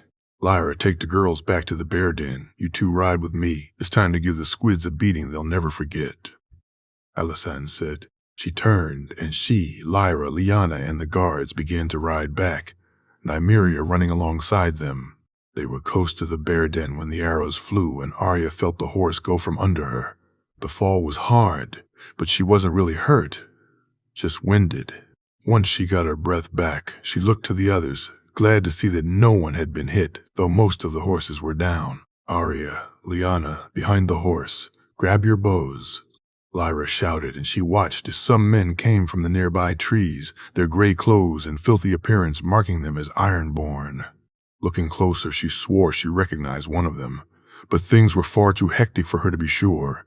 And so she did as Lyra said. Grabbing her bow, she knelt down behind her dead horse and loaded an arrow as she readied to fire. The God's Eye. 298 AC. J. Harris Targaryen. Jay looked at the body in front of him, then turned his eyes up to Arthur and nodded before looking to those who had come with Robert. He took a breath to calm himself before moving towards them, watching as they looked at him and then at Robert's body. "Your king is dead. The war is over," he said firmly. "He was not our king, nor who we fight for," he heard a voice say, and looked up to see the tall, thin man, a man he had found out was Harry Strickland, the captain general of the Golden Company. "What?" he asked, not sure he'd heard the man right. "Baratheon's death doesn't change things," Strickland said, moving to walk away. "We had an agreement. You would break it?" he said, almost stunned. "Your agreement died with him? You wish for a new one? Then by all means negotiate. I'm sure our king would be more than willing to watch you bend the knee," the man said, and Jay looked on as they all walked further away. "An hour," he said. And John Connington turned to look over his shoulder, nodding to him. He called for the others to take Robert's body, Barristan and Walder doing as he bid, and he turned to ride back to their camp, his mind racing both at the thoughts of what he'd done, had almost done, and the fact that after it, by the looks of things, it had changed nothing. Jaime reached out to him as they mounted up, and Jay shook his head, needing to think, and so he rode on ahead, allowing winter to move swiftly and feeling the wind in his hair. For years he had wanted Robert dead, wished for it, planned for it, and it was the main driving force in his life. To take back the throne and see the man responsible for his family to die at his hands. During the fight, he had been so focused on that, he could think of nothing else. To end the man who'd killed his father, the man who was as much responsible for Ilya, Rhaenys, and Aegon's deaths as Tywin Lannister. Robert had killed Viserys, and though his uncle and grandfather's deaths lay at others' hands, he had their blood on his also. Yet when he had asked him to end him, he could not. Something held him back, and he needed Arthur's help. Why? Why hadn't he been able to strike the final blow? He knew the wound he'd given him was mortal. If he waited long enough, Robert would have died anyway. Was it that he couldn't bring himself to give Robert the mercy of a quick death? Or something else? He couldn't be sure. All he knew was they hadn't been able to swing the sword, even if he was the one to pass the sentence. Cursed as the kinslayer, little brother, Rhaenys said in his head. But he killed them, Ray. I should have been the one who ended him, he said back, his eyes closed as he allowed winter to slow as they reached the tent. But you were right not to.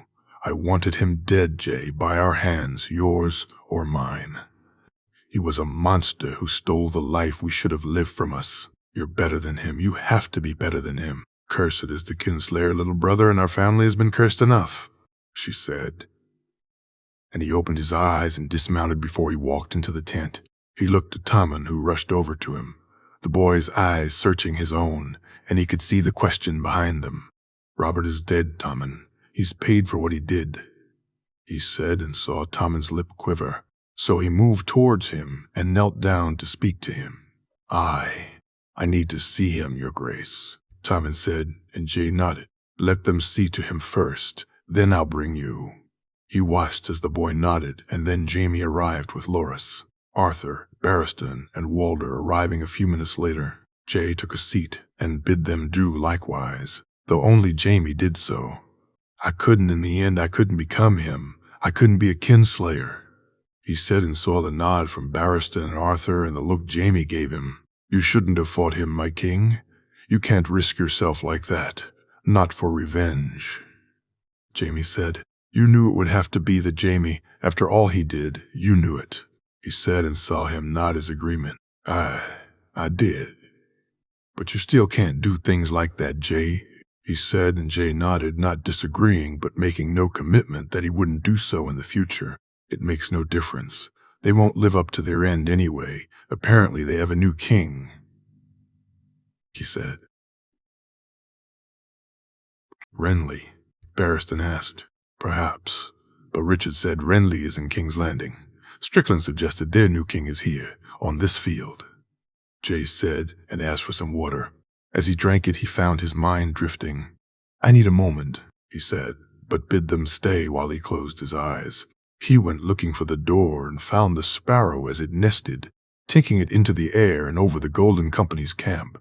Bringing it down, he saw Illyrio, Harry Strickland, other men of the Golden Company, and John Connington, all of them standing around a table listening as a boy in a mask spoke.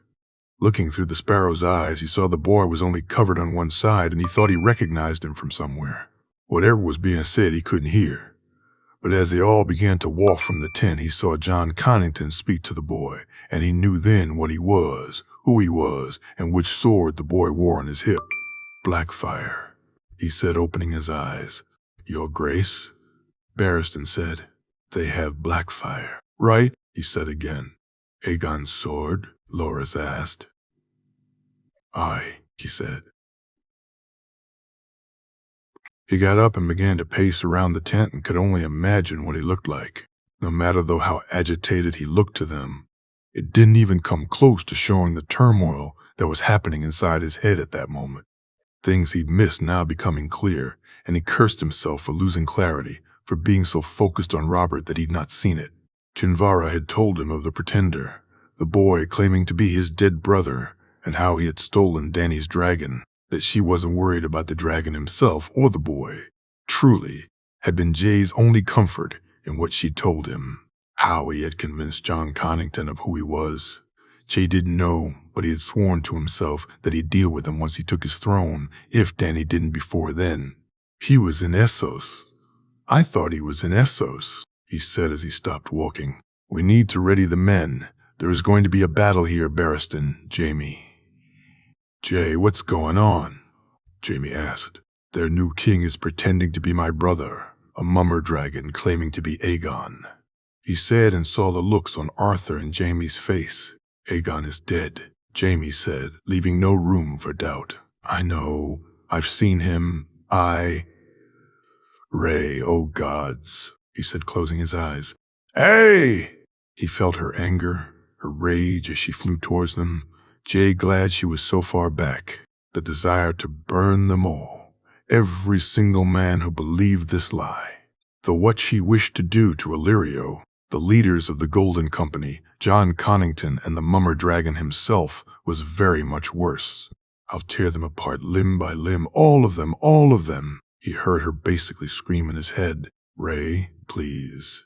No, we fly, Jay. Either we fly together or I fly alone. She shouted, her voice so loud that he felt the blood begin to drip from his nose. Having to both try to get her to stop and those around him to calm down was no easy task. Ray, land, I'll come to you, please, big sister, for me. You come now, Jay. Promise me. I promise I'll come now, he said. He opened his eyes and looked to those in the tent, wiping his nose and glad it wasn't more than a few droplets. He'd enough of his blood in the jar in his chest and couldn't really risk losing more. Rhaenys wasn't happy. I need to go to her to calm her down.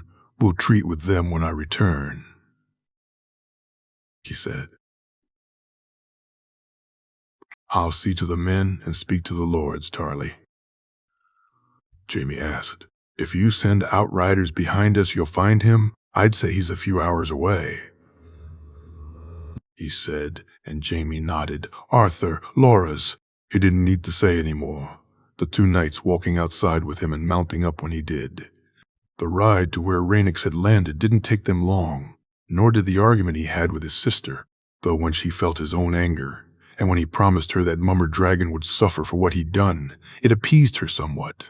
When they arrived back at the camp, he spoke to Jaime and Barristan. Their plans for the battle hadn't changed, so there was no need to go over them again. Once done, they ready to ride out once more. Another parley and another king to treat with, and Jay was more than ready for this one, his anger close to the surface bubbling ready to erupt. Riverlands, 298 AC, Catelyn. It couldn't be true, it had to be a lie, another of the bastard's tricks to make her life even worse than he had already made it. Yet seeing the boy standing there, his smile, his build, those eyes, he was Brandon's son, his bastard. He had to be a bastard, didn't he? She wondered about that. As she ran through the keep into her father's solar, she wondered if what he had said was true. Brandon married, his son trueborn. Oh gods, please let it be a lie. Please let him be a bastard, just like the other one. When she reached her father's solar, she began pulling books and papers out, searching for anything to prove the truth to be a lie, or the lie to be the truth. She didn't even hear Petter come in, and whatever words he said to her were lost as she looked over journals and papers and made no sense of them. Her mind went back to those days many years ago, trying to remember if there was any sign that she may have missed. She remembered Harrenhal and seeing Brandon dance with the Dane slut, but she also remembered seeing his brother dance with her a little later, and Brandon telling her that he'd only done so because Ned was too shy.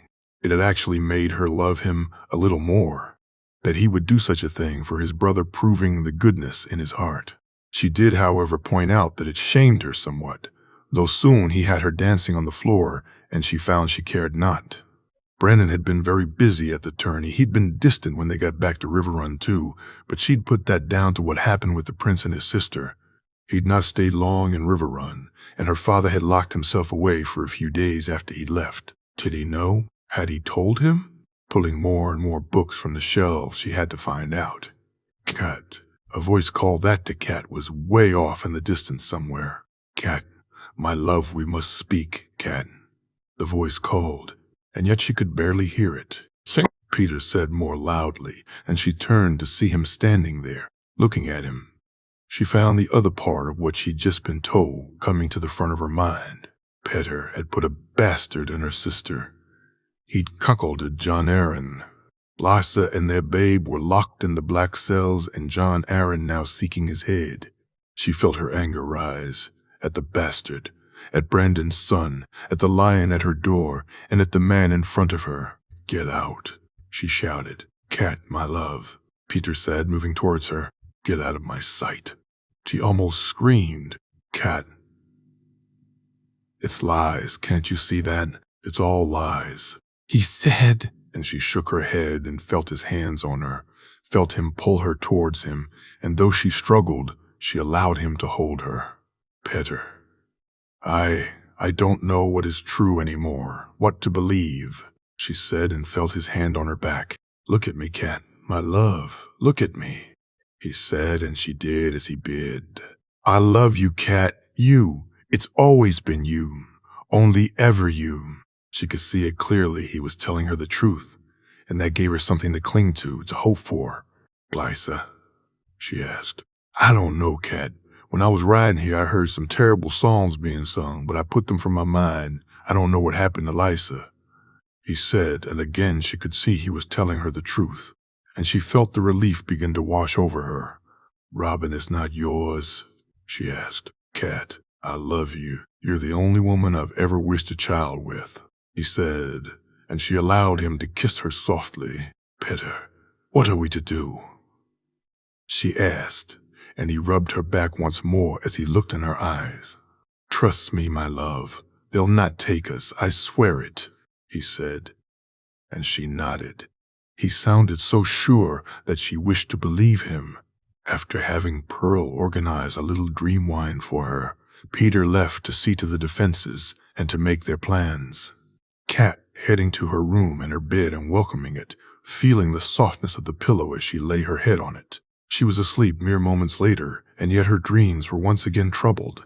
She sat as he danced with the violet-eyed, dark-skinned woman, Brandon having asked her to dance before coming anywhere near her. Cat feeling her anger and annoyance grow as she saw them laugh together. The tent was empty and his things were gone, his brothers not knowing where he was, and she almost stormed back to her own. He was silent and distant, and nothing she said got anything more than a polite smile, and she saw him stiffen when the walls of Riverrun came into view. The horse rode off, and their goodbye had been unsatisfying, the kiss she expected not forthcoming. Walking to the room, she found it locked as it had been for the past few days, her father behind those doors busier than usual. Cat was a girl again, and together they played, she, Lysa, and Peter, and she remembered her first kiss. It had done nothing for her, but she saw Lysa smile when she got her own. Her sister was angry at her, and she didn't know why, Lysa's mood sometimes changing almost in an instant. Peter rode away and looked back at her tearfully, his last words not making any sense, yet they prayed in her mind. "One day, I'll rise so high that no one will be able to deny me anything," he said. And then he was gone. The men stormed through the halls. She knew them all too well, their crimson and gold marking them out as the lions they were. In the front, the boy moved with his wolf, and she knew they'd find them. The hiding spot had been enough to fool her brother, sister, and Peter years ago, but it wouldn't fool the wolf or the boy. "I want the fish found. Jon Snow is on his way, and he'll want to take her head himself," the blonde-haired Lannister said. "Does it really matter? He's going to burn Riverrun to the ground. If she's in here, then we'll soon see roasted trout anyway." The boy said with a chuckle. "He wants to look in her eyes, to see her dead by his own hands. Who are we to deny the king?" The Lannister said. She heard the scratching at the door, the claws trying to get to her, and then she saw the bright yellow eyes as they came out of the darkness. Her hair was grabbed and she felt herself being dragged along the floor, the boy and man laughing as they did so. "Did you really think you could hide from a wolf? Come, Trout. It's time to pay for your crimes. You've woken the dragon, and the dragon wishes you dead." She woke up screaming and heard the wolf's howls. Quickly moving to the window, she looked out to see the army that was stretched out in front of her, the torches and fires stretching further than she could see, the wolf howling all the while, and she felt the fear settle deep in her bones. Running through the keep, she found him and her father's solar petter, jumping up when he saw her. Cat, what's wrong?" he asked as he moved from behind the table. "We can't stay here. We need to leave, Petter. We need to leave before he gets here," she said, her voice panicked. "Before who gets here?" he asked. "The dragon. He's coming for me," she said as she began to cry. The next night she walked down the stairs, a small sack carrying her belongings, Petter with her along with his men. She cleaned out the strong room, her mother's jewelry, and the coins she'd saved and put aside, along with Riverrun's own, now in the chests Peter carried. Cat watched as they raised the gate, and Petter helped her into the boat, the men rowing slowly so as to not make much noise. Soon they were climbing from it, sending it down the river on its own, and hoping that when it came to a stop, it would be many miles from where they had gotten off. It took them to almost dawn to make it to the town, and they only just managed to make it into the building before the sun rose. Cat followed the girl to a room upstairs, waiting alone until Petter came in and sat down beside her. "We need to travel further. We're not safe here, Petter," she said. And he nodded and looked at her. "I know, my love, but this is best for now. We'll ride soon enough. For now, let's rest." She nodded and watched as he got up to walk to the door, asking her if she was hungry and telling her that he'd be back with some food soon enough. Cat walked to the window and looked out. The small town was remarkably untouched, something she'd not expected with a war going on. She felt the shame of it, though, of where she was, and hoped the mother would forgive her. As she heard the footsteps coming towards the door, she could only think that Petter was right, though. Who'd ever think to look for her in a brothel? The twins, 298 AC. Tyrion. His men arrived a day and a half after he did, the ships immediately turning back to ferry the rest of the army to him. They could have taken the full force, used all their ships and done the journey in one trip, but they'd agreed not to take the risk, and besides, they'd still move them, and a third of the time it would take to march. Still waiting for the ships to come back was boring, and so after speaking to Satin and the Strongboar, Tyrion took to the skies once more. This time he flew over Riverrun itself and found his uncle's men had begun their siege. Turning back, he flew over the sea and was happy to see the Ironborn hadn't left yet. Ligaron, wanting nothing more than to set their fleet ablaze. He had to admit it was tempting, but he needed them to attack first. To attack them in such a way without them provoking it wouldn't bring comparisons he knew that Jay didn't wish for. It would be bad enough if his nephew did it for that reason alone. Should he be the one to do it, then it would be so much worse. Aerys' son burning them all would be bound to stir up some memories that were best forgotten. So he told Ligaron not now, and they flew back to Seaguard, passing his ships on the way and seeing they were only a day or so from the town. "My prince," Satin said as he ran to him carrying the water pouch.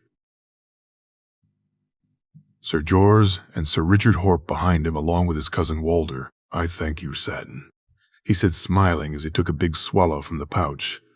Gather the lords in Lord Jason's hall. The fleet is almost here. He watched as his squire ran back to the keep, looking back to see Lygeron take to the sky. He smiled before turning to walk away. Sir Jorah and Sir Richard in position at his back, and even were he not wearing the colors of his house, the two men in white cloaks would prove him true. When he reached the hall, he found the lords waiting for him, Lord Broom and Serret, Westerling and Lefford. Yet it was the Strongboar that Tyrion found the most capable of all his men. My lords, forgive me. I wish to ensure the rest of our forces were untroubled and to check on events in Riverrun. And it was Westerling who, for today, seemed to be the one chosen to speak. There is nothing to forgive, my prince. How fares Riverrun? Lord Gawain asked, and Tyrion saw the other lords perk up, eager for news. My uncle's army surrounds it. The siege towers are moved into place, and I imagine we'll hear tale of the fall or surrender before we join with our northern friends, he said with a smile. How are we to do so, my prince? Join with the north, I mean, Lord Lefford said. Leo was a sour, miserable man, his dark hair graying despite his young age, yet he was no coward or craven, and for that he was happy enough to listen to the man speak. We travel to the twins, my lord, he said to nods and a frown from the Strongboar. We should enjoy our stay here, my lords.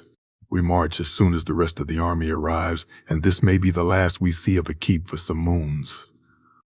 He turned to walk from the hall and asked Satin to bring the Strongboar to him. Tyrion had no sooner made himself comfortable in the sword that he'd been given as his own than Sir Lyle walked in. The giant dark-haired man only dwarfed by 1 or 2 in Westeros, and Tyrion wished now that Jay had given him Walder instead of his own guards. Not that he didn't appreciate the 2 he had, or that he felt intimidated by the large knight, just he'd like to have someone even bigger with him to wipe the smirk the Strongboar occasionally wore from his face. My prince, Lyle said as Tyrion bid him sit, you are still not pleased by our plans, he asked, and Lyle nodded. Walder Frey is a weasel, my prince. A man who can't be trusted. I'd rather deal with the squids than the fucking Freys. Lyle said, his contempt clear. They are my kin, unfortunately, he said with a chuckle which the man returned. It's either there or at the Ruby Ford we cross, and there's hard ground between us and there. I'd see the men's march to be as easy as I can make it. Aye, but that old fucker will bleed you, my prince. He'll extract a heavy price, Lyle said. He'll try. I'll pay. Gold we have. Anything else. And we'll have a dragon and weasels burn, do they not? Aye, that they do, Lyle laughed. We'll meet the north when we cross. With luck, lest they move faster than we. Forgive me, my prince, for my doubts, Lyle said, standing up. I welcome them, Sir Lyle. Feel free to express them to me. I need leal men who know what they're doing, and we have few of those with us. You have the truth of it, my prince. I think I'll get drunk. It may be some time until we get the chance again, Lyle said, laughing as he left. The next 2 days seemed to move quickly. The ships arrived, and after giving the men a day to rest, they began their march. It took them almost a week to reach the twins, and no sooner had they set up camp to rest than the party was sent out to meet them. Tyrion looking to see Sir Stevron lead the group from the castle. Sir Richard and Sir Jorah, the Strongboar and his lords joined up with him, and they rode to meet the Freys, the 2 groups coming together a short distance from the bridge itself.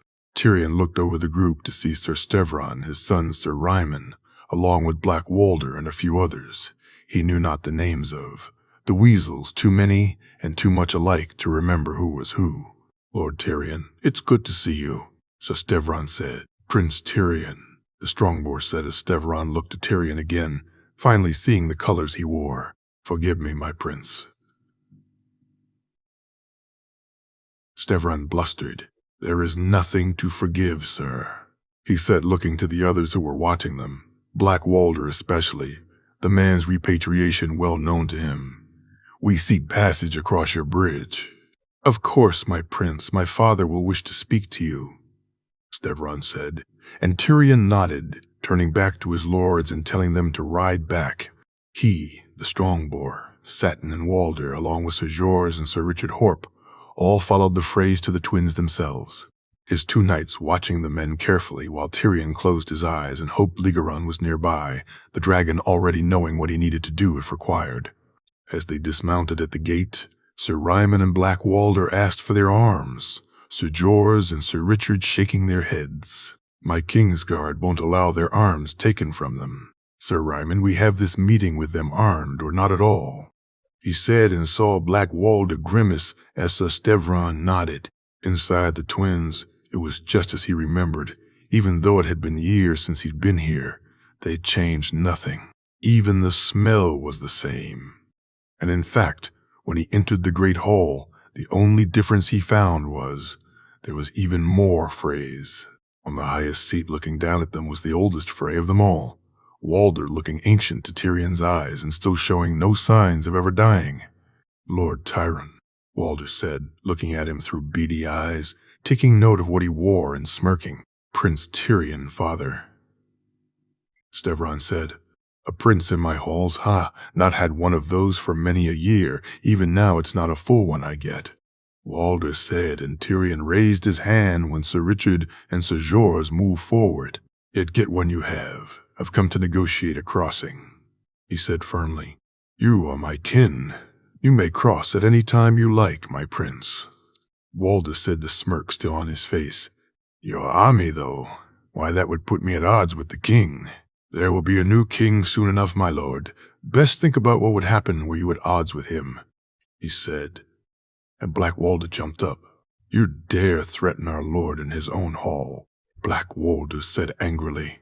I made no threat, I merely stated a fact, he said, looking to the lord on the chair and not the idiot standing. You asked me to go against my king and liege lord, not something I'd do lightly, Walder said, and Tyrion resisted the urge to laugh. The man went against the Tullys many times. No. Name your price, my lord. A prince, you say? Well, I can work with that. A marriage, my prince, and you and your army can cross as soon as you care to.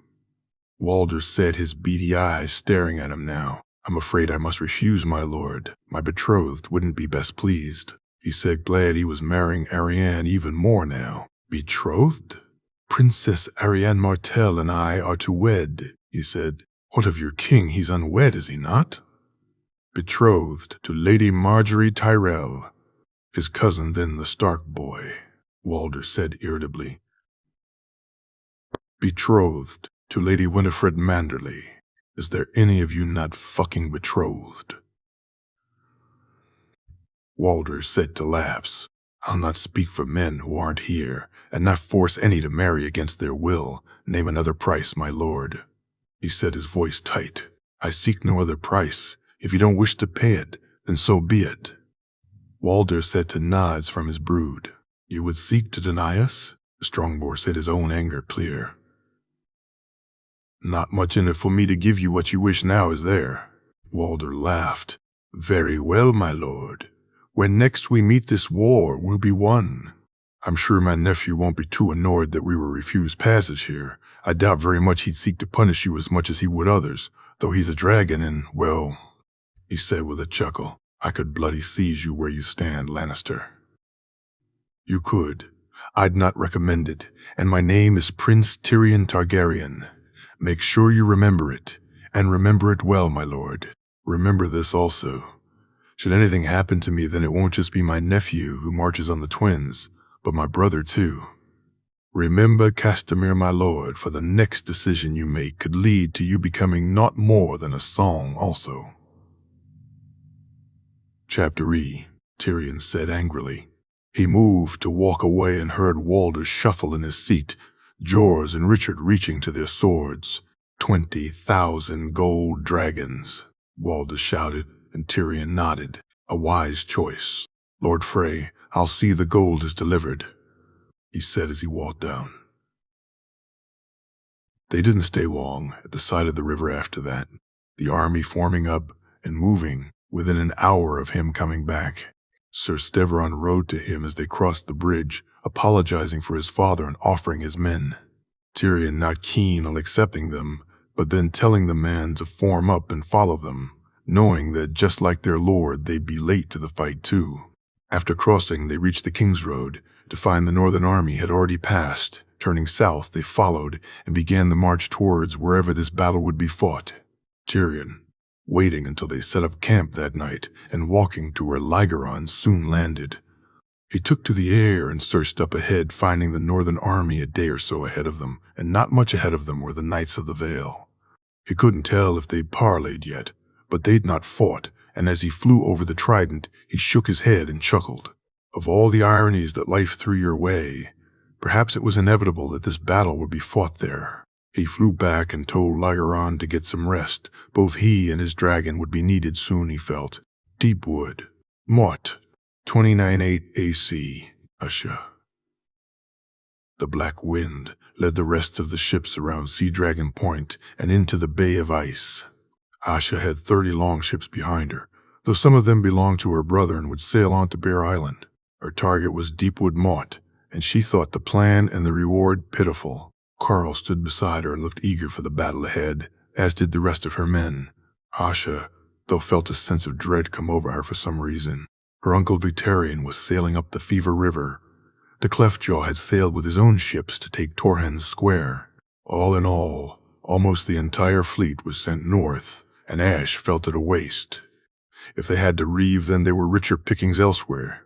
While she'd not wished to go against the Landsiders, tales of the ships Victarion lost, and the men who'd not returned were still spoken, she'd have at least gone for the Reach.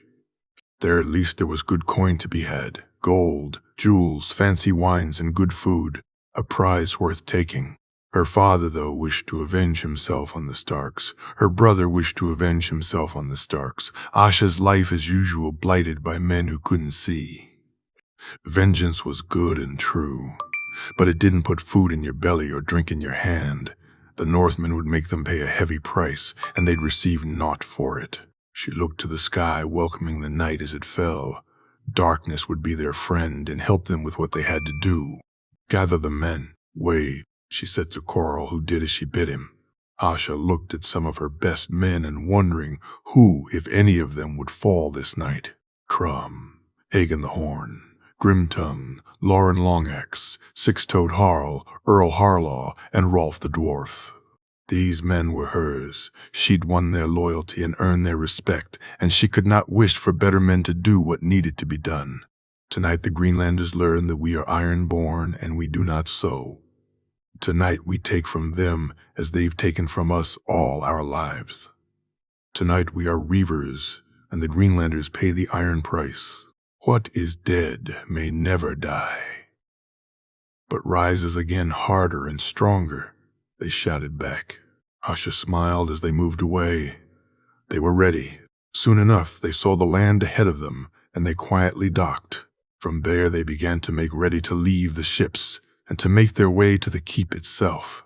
They were maybe a little over half a mile from the ships when she began to feel it, a mile when they came, and though she had over 1,000 men with her, it was soon clear that was not enough. Move, she shouted as the arrows began to fly, men falling in front of and behind her.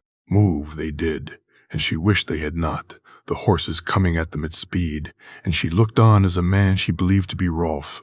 The dwarf lost his head. They rode through them like a knife through butter, and she wondered both, where had they come from, and how had they known? The silver-mailed fist of House Glover flying high among the many banners, as well as the grey wolf of House Stark and others she didn't know. Asha, along with most of her own crew, began to move. She took out the nearest man to her with one of her axes, and cursed the dirk and other axe she now had to rely on. Behind her was carnage, men on foot no match for the horses that rode through them. And if half her men made it back to the ships, then she'd be thankful. Around her were Carl, Earl, Hagen, and Lauren, the only men she knew from her own ship, the others she barely recognized. When they had gotten some distance from the fight, they rested for a moment, men looking to each other with shocked looks on their faces. Asha almost despondent to see there were no more than 100 men with her of the 1,000 that had made their way to take a keep that was now out of their reach. She heard the panic sounds of more men as they ran in her direction, their words making her own panic almost threaten to overwhelm her. "Are you this way, Tessie?" A voice called out, and it didn't need to say anything more than that. Run they did, and behind her, she could hear the horses as they closed in on them, but it was the sight ahead of her which showed just how fucked they truly were. Some of their ships were on fire, but those were the ones that had obviously tried to sail away. The others were still there, ready to be taken. But between them and the ship stood at least 500 Northmen, and the looks they were giving them made it clear they didn't seek their surrender. "Forward," she shouted as she heard the horses charge behind them, and as she ran, she found herself praying, hoping the drowned god welcomed her in his halls because she felt it was only a matter of time until she'd be meeting him. She fought as hard as she could, and when it came, she welcomed the darkness. Carl she had seen fall beside her, the others she knew not, but they had been given no quarter. Asha herself was covered in blood and bits of bone, and she'd taken a slash to her side, but her eyes closed and the end beckoned. "Wake up, Greyjoy. Eat." A voice called out, and she felt the bandage on her side and took the warm food gratefully, surprised at its quality as she ate it. Were it not a Northman handing it to her, she'd think she was in her god's halls. "Where am I?" she asked the tall bearded man. "Winterfell.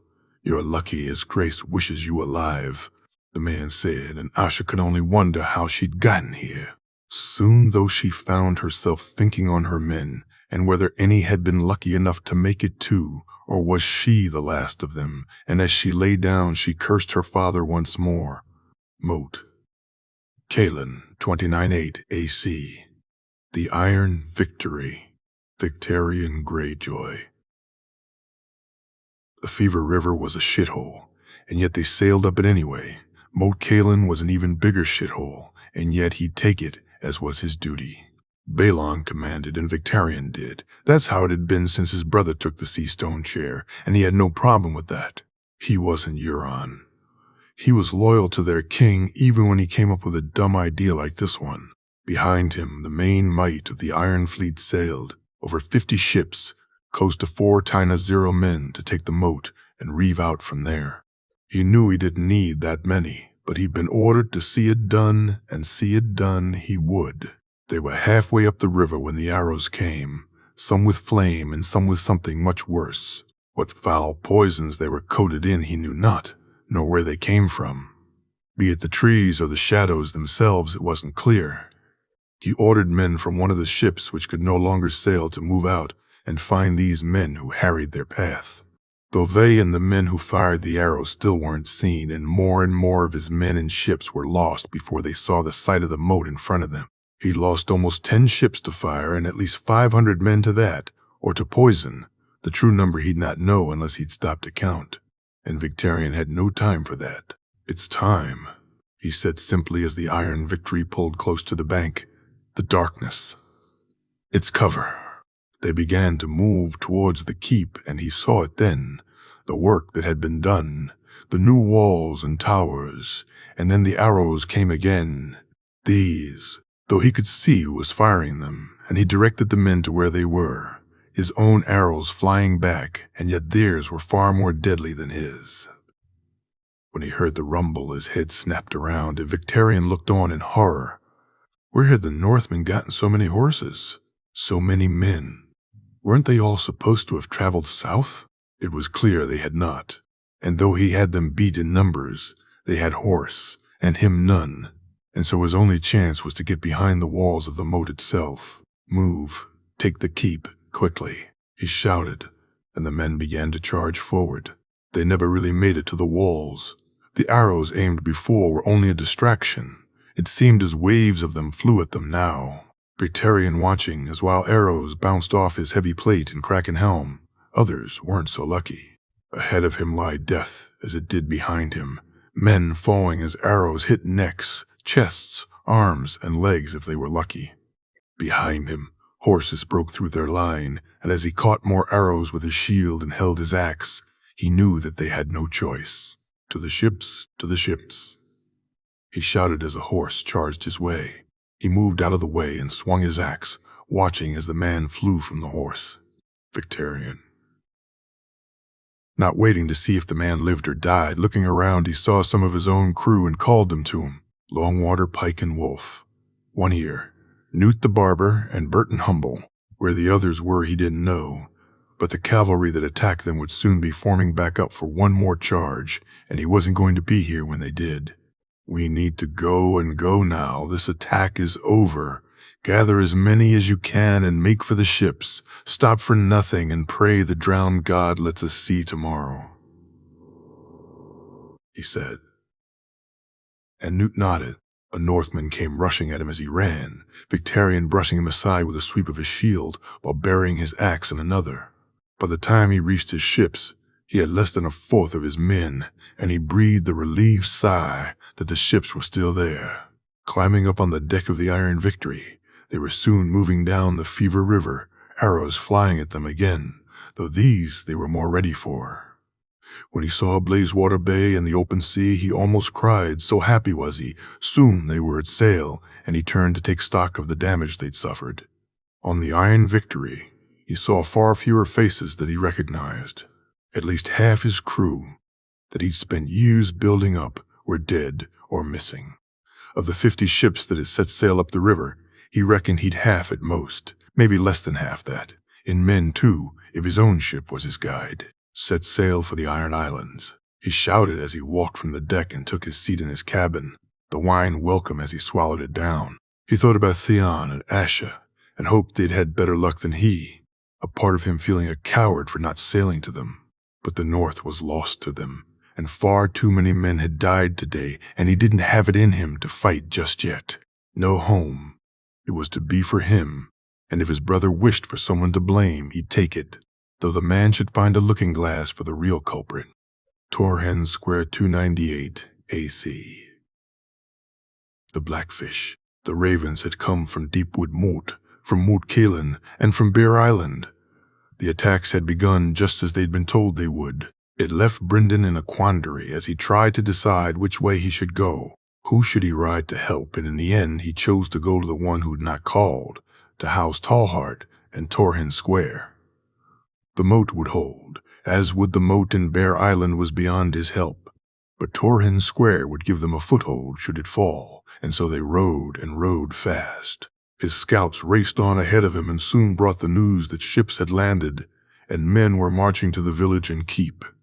Brynden ordered his men to ride harder, and they arrived before the Ironborn made it too close. He'd faced Ironborn before in their stupid rebellion, and while fierce they were fools. As he now looked at those marching ahead of him form into a piss-poor shield wall, he couldn't help but feel disdain. Here they were marching to take a keep with not enough men, no siege equipment, and no horses. No wonder they stuck to piracy and attacked on the sea, if this was what they did while on land. Form up, he shouted and watched as the men did as they were bid, some doing so better than others. That's a shield wall? He heard a voice say mockingly, "Don't jape until you break them. Those men come to reave and reap. Let's show them where they are and why they picked the wrong lands to try either in. Charge." He shouted, and the horses began to ride. In the War of the Ninepenny Kings, he'd charged with knights against the Golden Company. In Robert's Rebellion, he'd rode with his outriders and seen the Knights of the Vale charge. This was neither of those occasions. The charge not so disciplined, and the shield wall far less impressive. Yet his cavalry was easily the better of the two, and as they broke the shield wall easily, Brynden felt prouder of this than he had any of the other two. They turned and readied to charge again, the Ironborn fleeing rather than trying to form back up. Brynden smirking as he looked at them and enjoying the laughter from the men around him. Ride them down, the North remembers. The North remembers. The shout came back. Hubris is a funny thing, and not something he'd ever have thought himself guilty of. Yet as his horse was taken from under him and he crashed to the ground, he cursed himself for his. Winded and with an arm that pained him, he drew his sword as the first man came towards him. cutting him down far easier than he should. Anger at himself fueling him as he moved to the next.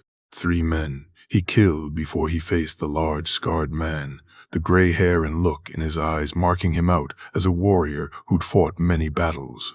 Brendan's sword dripping with blood as the scarred man and he faced each other. As they both looked at each other and then around them, it was clear the day was done. "You can surrender. I'll see you're treated better than you deserve," Brendan said, and he wondered why he'd offered such favorable terms to a squid. "I think today is a fine day for it. What say you? Shall we let the drowned god decide?" The man shouted back, "If you wish to see your god so much, then I will let the 7 choose your fate," he said as he moved towards the man. The 2 swords crashed together, and Brendan dodged the punch thrown his way. He kicked out and caught the man hard on the leg, watching as he limped back away from him. Moving forward, the swords clashed once more. Brendan, the more skilled though the scarred man, edged him in strength. He heard cheers as men turned to watch him fight, their own battles now over for the day. As the man came forward again, Brendan moved and caught him on the arm, the cut deep, and he heard the man groan, but it didn't stop him as he was attacked once more. This time his strike was far more true though, and he caught the man across the chest, watching as his sword fell to the ground, followed by the man himself. "It seems your god wins this day," the scarred man said. "Aye, it does," Brendan said back. "May I have the name of the man who ended me?" The scarred man asked as he coughed and spluttered. "Sir Brendan Tully," he said. "The Blackfish. Ah, no shame in my death then. Dagmar Cleftjaw," the man said, and Brendan nodded. "Give me back to the sea, sir, to my god. Now finish me clean." "Aye," he said as he pushed sword in the man's shoulder and down through his chest. The coughs and gasps soon silent as he took his last breath. He looked around the field.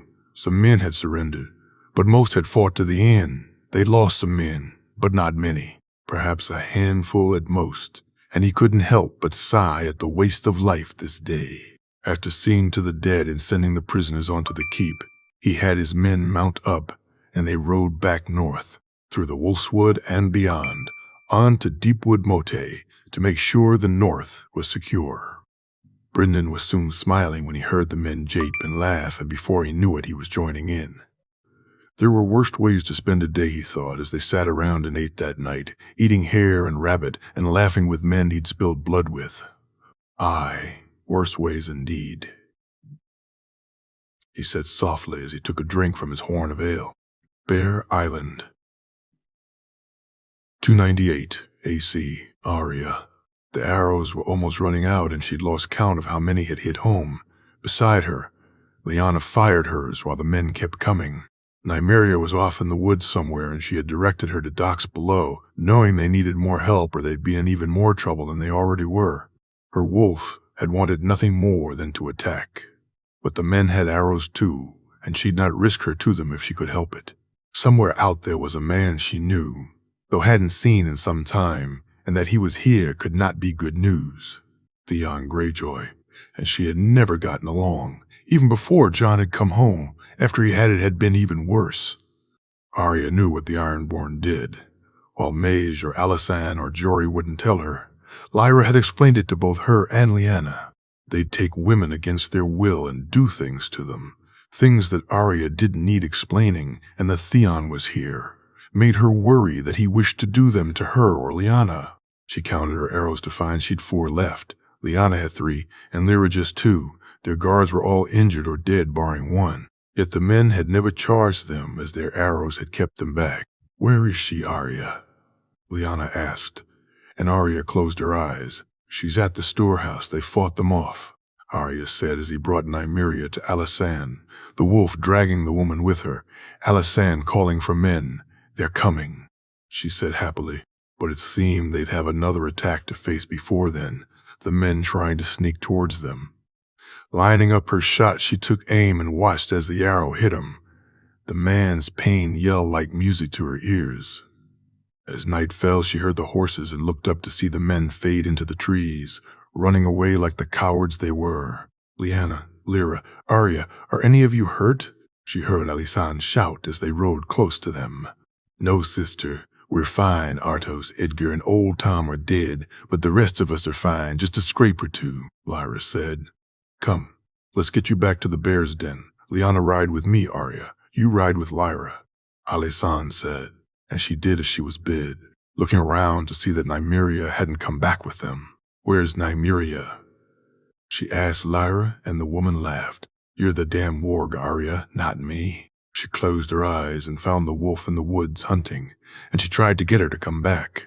But though the door was open, she was not the one in charge. Not today. Opening her eyes in frustration, she was glad to see the bear den and see it, and the docks hadn't suffered much damage. Once inside, she, Lyanna, and Lyra practically devoured the meal they were given, Arya looking on while Lyra explained what had happened. Come here, you two, Alisan said to her and Lyanna when they had finished eating.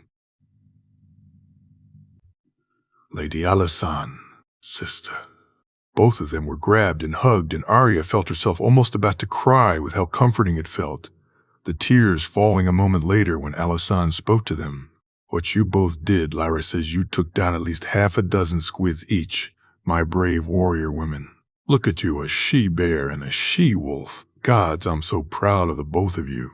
Now go, get some sleep, life goes on, and tomorrow you have work to do and lessons to attend, Alisan said, hugging them both once more. As she lay in her bed, she thought she'd never sleep, her heart still racing from the day, and yet sleep she did. She moved through the woods following the blood. The 2 Foots were ahead of her, and she began to smell their fear. Moving slowly towards them, she saw them finally, and then she was slow no more. The 2 Foots and their steel hands no match for her quickness, and not seeing her in the darkness of the night. Throats were ripped out, and soon enough they were no more. These men who had dared come to hurt her 2 Foot. She looked at them and couldn't see him, the one whose scent she'd smelled before, closing off all other smells. She turned and found his scent and began to hunt once more, finding herself out of the woods, and as she looked ahead she saw the cave where her 2 Foot made her den. The beating of her heart began to quicken as the scent began to get stronger, as she realized he was here, he was close, as she worried where he was going. The howl woke her up, and she looked up to see him leaning over her, his breath stinking and his eyes on hers as Arya felt him grab her. I got you, you little cunt. You're mine now, Theon Greyjoy said. The knife moved fast, and she aimed it where Jon had shown her. The scream from Theon loud as she stabbed him again and again. He fell from the bed, and she looked to see him holding his hand between his legs where she'd stabbed him, his cries both of pain and fear as she jumped up from the bed. Arya, are you hurt? Lyra shouted as she ran into her room, the guards, Lyanna, and Alisan behind her. It's not my blood, Arya said as she pointed at the man still holding what was left of his balls in his hand. It's his, Nymeria warned me, the god's eye. 298 AC, Jon Connington. He was his son. Of that there was no doubt. Yes, he didn't have Rhaegar's coloring, but everything else was his silver prince. How he spoke, carried himself, the things he said to the stag, all of it. When he asked to face him one-on-one, Jon couldn't believe it. A part of him wanting to grab the boy and run from the field with him. Another larger part so full of pride that he was fit to burst. Were it not enough to see him dressed like his father, to see him then fight like him only made it even more apparent. It was clear that he had been trained by Jaime Lannister and by Arthur. Gods! Arthur lived. Jon smiled without even noticing. Watching as Jaehaerys moved around the stag as if he was inconsequential was incredible. To see him bring the man who killed Rhaegar down was something that would live with him for the rest of his life. To then not end him, himself, to have Arthur do it, Jon was ready to kneel right then and there.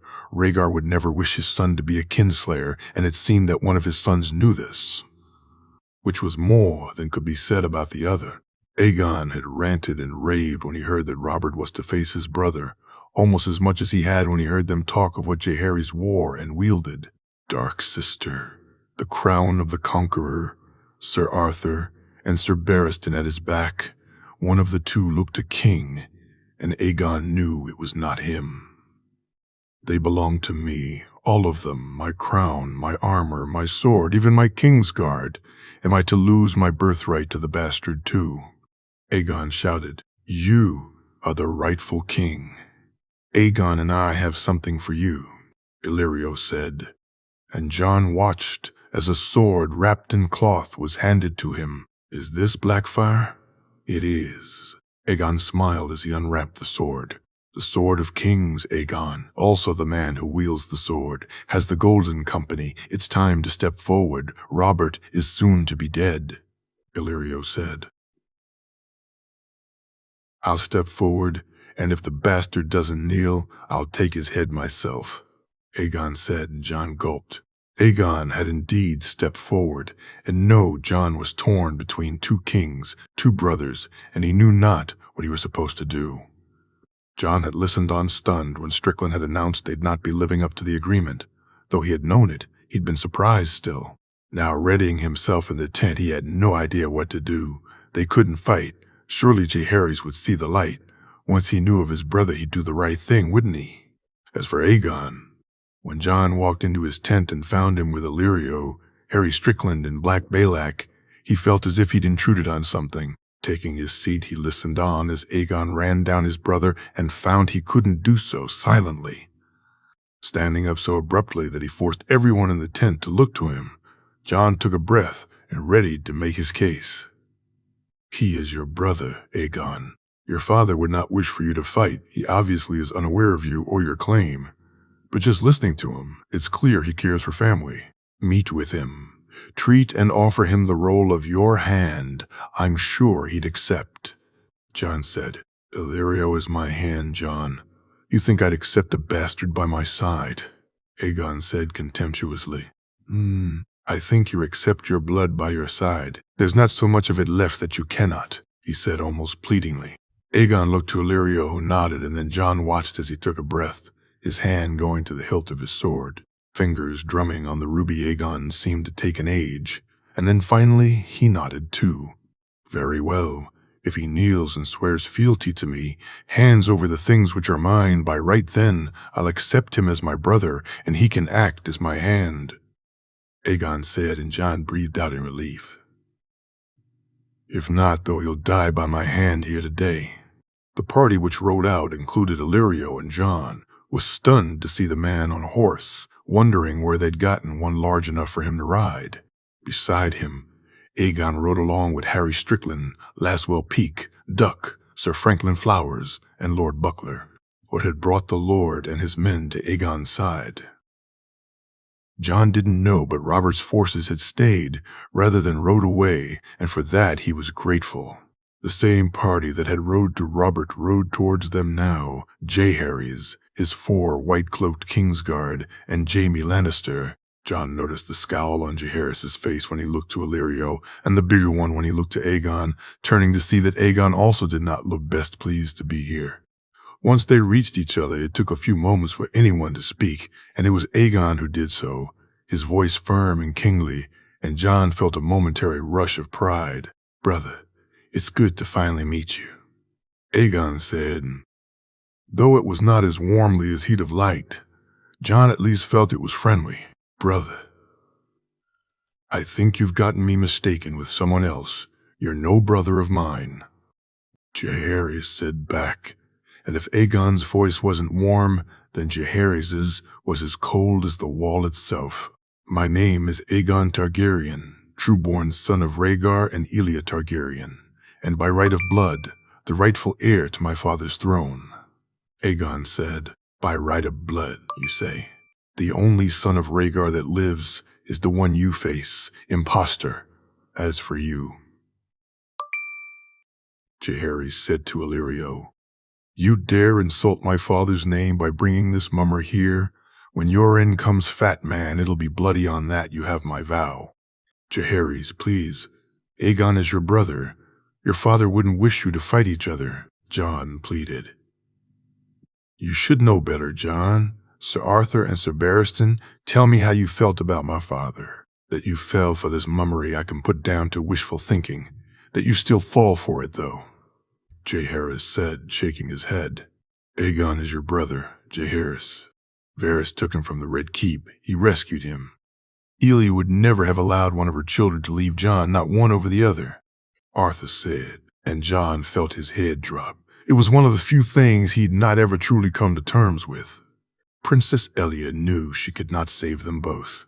Aegon was the future of her house, her husband's heir, so she allowed Varys to take him even though it pained her terribly. Illyrio said sadly, Aegon nodding along. Don't you dare speak of a woman you know nothing of. You don't have the right, and as for you, claiming to be her son is as much a crime as claiming to be my father's is, and both will be answered with blood. Jaehaerys said angrily, Jon seeing the hate in his eyes as he looked to Illyrio and Aegon. I am the son of the dragon. Aegon said loudly, Are you? Take off your mask, mummer.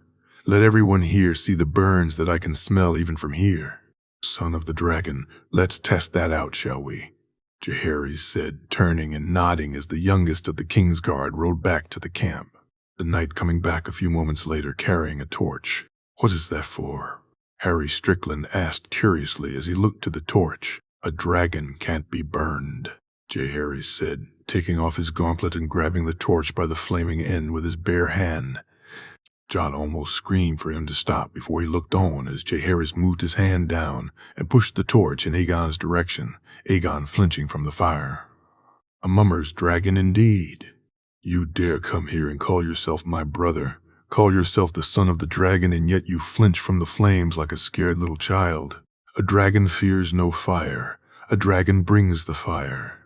Jaehaerys said, So you will not kneel to the rightful king, Illyrio said. I'll not kneel to a mummer dragon, a black dragon, a man who comes here with the Golden Company bearing the sword they stole from my family, but I'll give you the same offer I made the usurper. Stand and face me, and let the gods decide who has the right of it. You win, and those who support me will kneel and call you king. Jaehaerys said, Fight you, a bastard. I'd not deign to have your blood on my blade. Aegon said dismissively, So be it.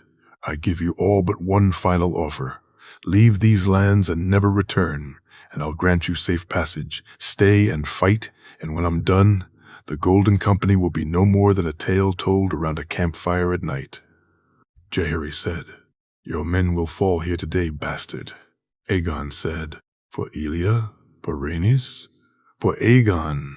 For daring to besmirch their names with your lies? For what you tried to do to my aunt in Volantis, and for what you did to my uncle Viserys.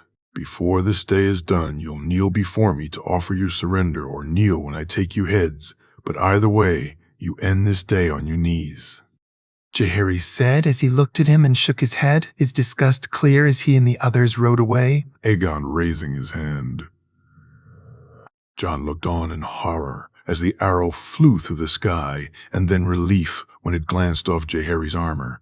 Jaehaerys stopping and climbing down from his horse and nodding to his Kingsguard as he turned to face them. You've woken the dragon now. If I were you, I'd run for your fuckling lives as they belong to her now. It's loud and fierce as Jon heard a loud roar, and then he saw it as it flew towards them. White-scaled and with blue wings, larger than he ever thought possible, the dragon roared, and as he looked behind him, he saw Aegon and the others ride fast towards the camp. Jon alone looking on as the dragon landed, and Jaehaerys climbed up on its wing before he sat down facing him and the retreating men.